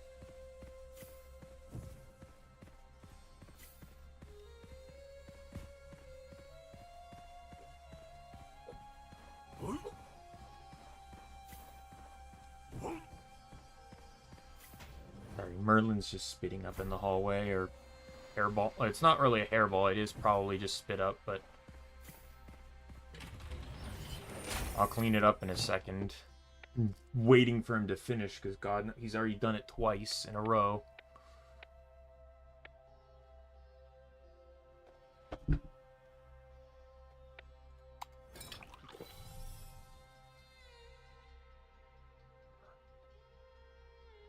One second, I'll be right back.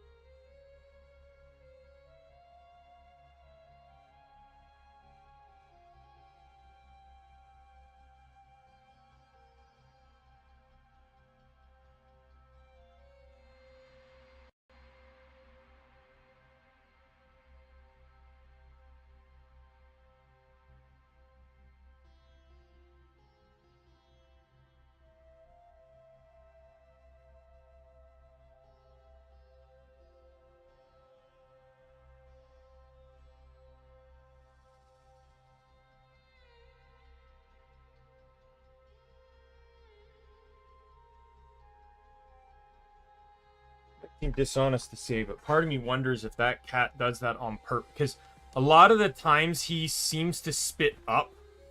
This could just be coincidental, but there's a large amount of times that he spits up that coincide with when he wants something and he's not getting it. Like, he knows that spitting up will get someone to act.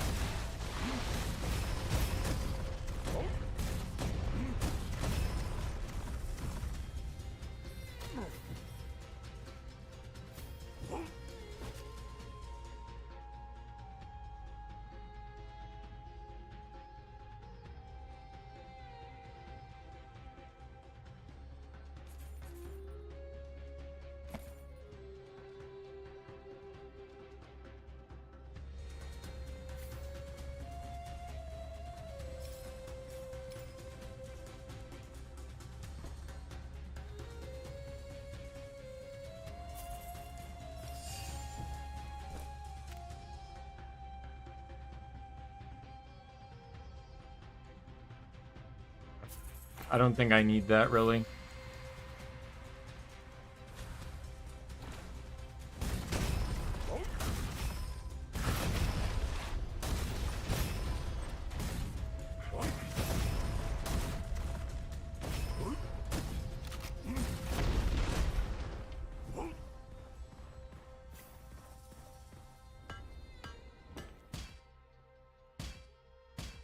There we go. My rocket launcher now has a magazine size of 81.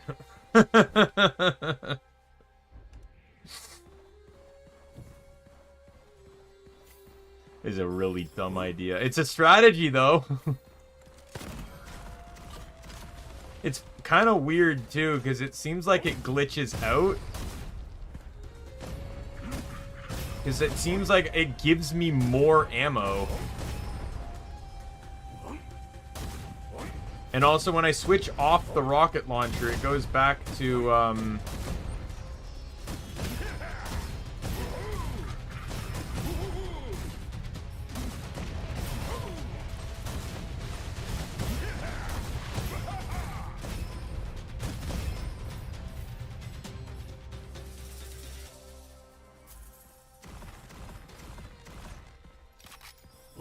right, like, it went from, like, if I switch off... Okay, well, it's fine now, but it was like... It was 1 out of 52, and now it's 81 out of 52. Like, I just gained 80 ammunition for this weapon for no reason.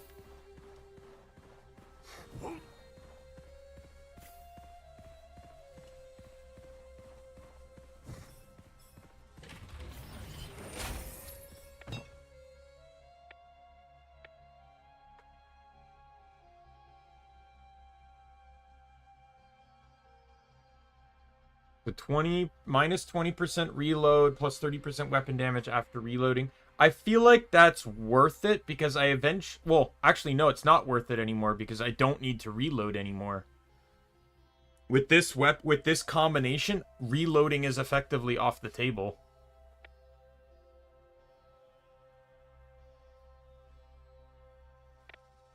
Just go with more health.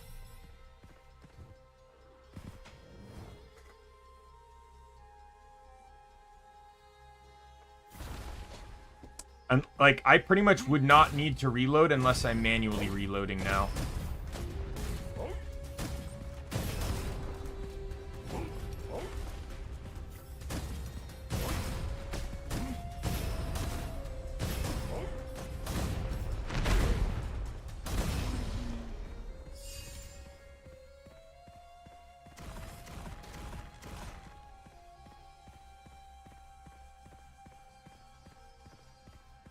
I am glad though that they must have added to this because originally it was just combining weapon capacity, but they added to it so that there's a bonus to it.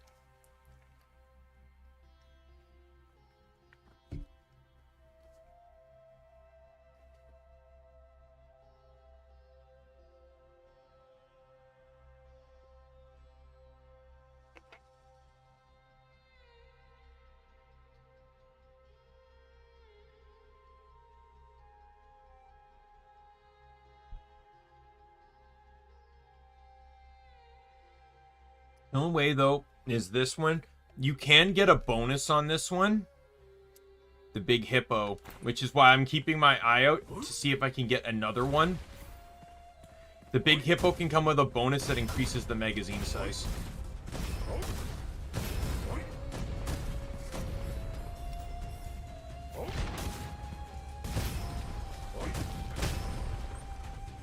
And then I can have over 100 shots in this thing.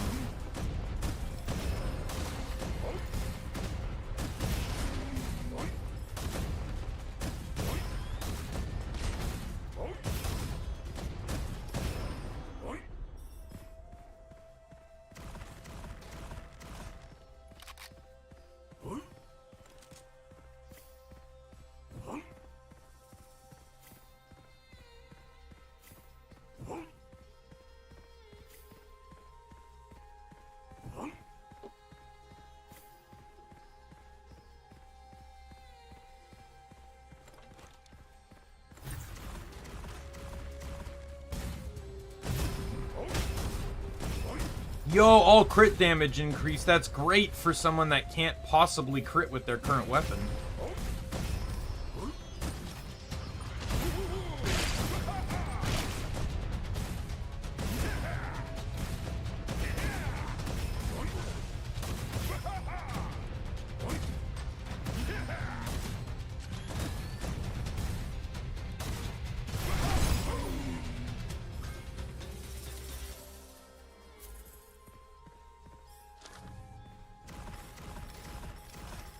Yeah, rocket launcher and grenade weapons can't crit. So, like, that really didn't help me at all. Alright, what do I have here? I guess I go with this because everything else is dual wielding oriented.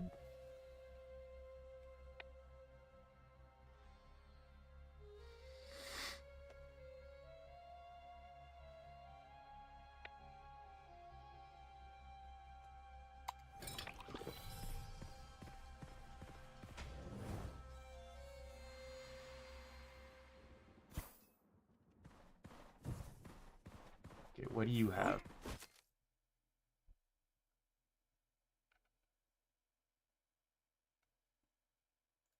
That sounds like a good investment to me.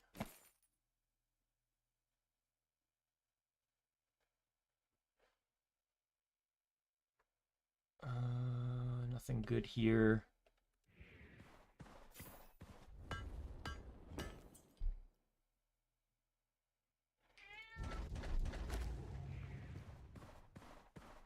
You were just fed, cat. Don't come in here and start meowing.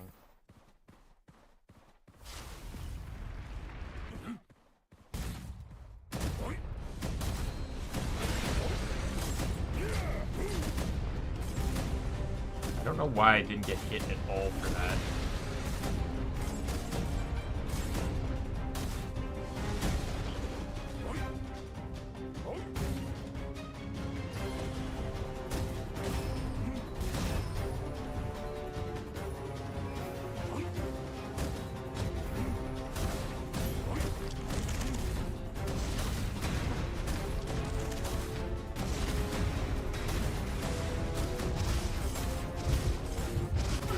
And I lost.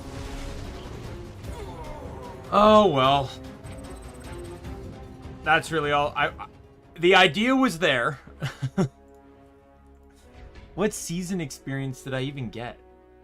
Yeah, I believe it's just I have these two left to get, so... Or I have to finish maxing this, which is... decreases the duration of elemental effects on me. This one, which allows me to survive lethal damage at 100% health if the hit's that strong. And then the last one is if my shield gets or armor is broken, I take any damage beyond what would break my shield is reduced. And it's stuff like this that can basically keep you alive, right? So... Thankfully, this doesn't have a cooldown. This one has a cooldown, though. A 2-minute cooldown.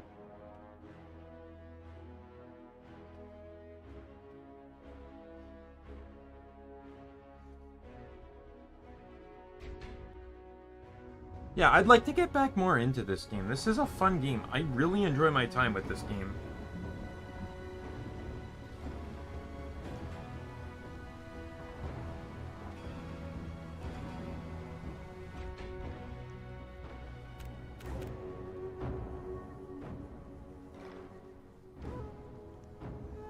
Oh, he gets damage increases when he's dual wielding.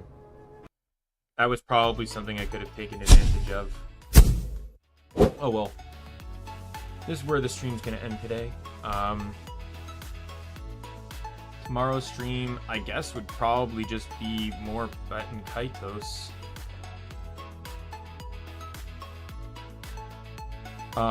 But we'll see. I may take the day off tomorrow. Who knows? Like I don't mean to take the day off a whole lot, but like it is just kind of exhausting to just only be doing this. Like that's why I want to get a job, so it's like there, you know,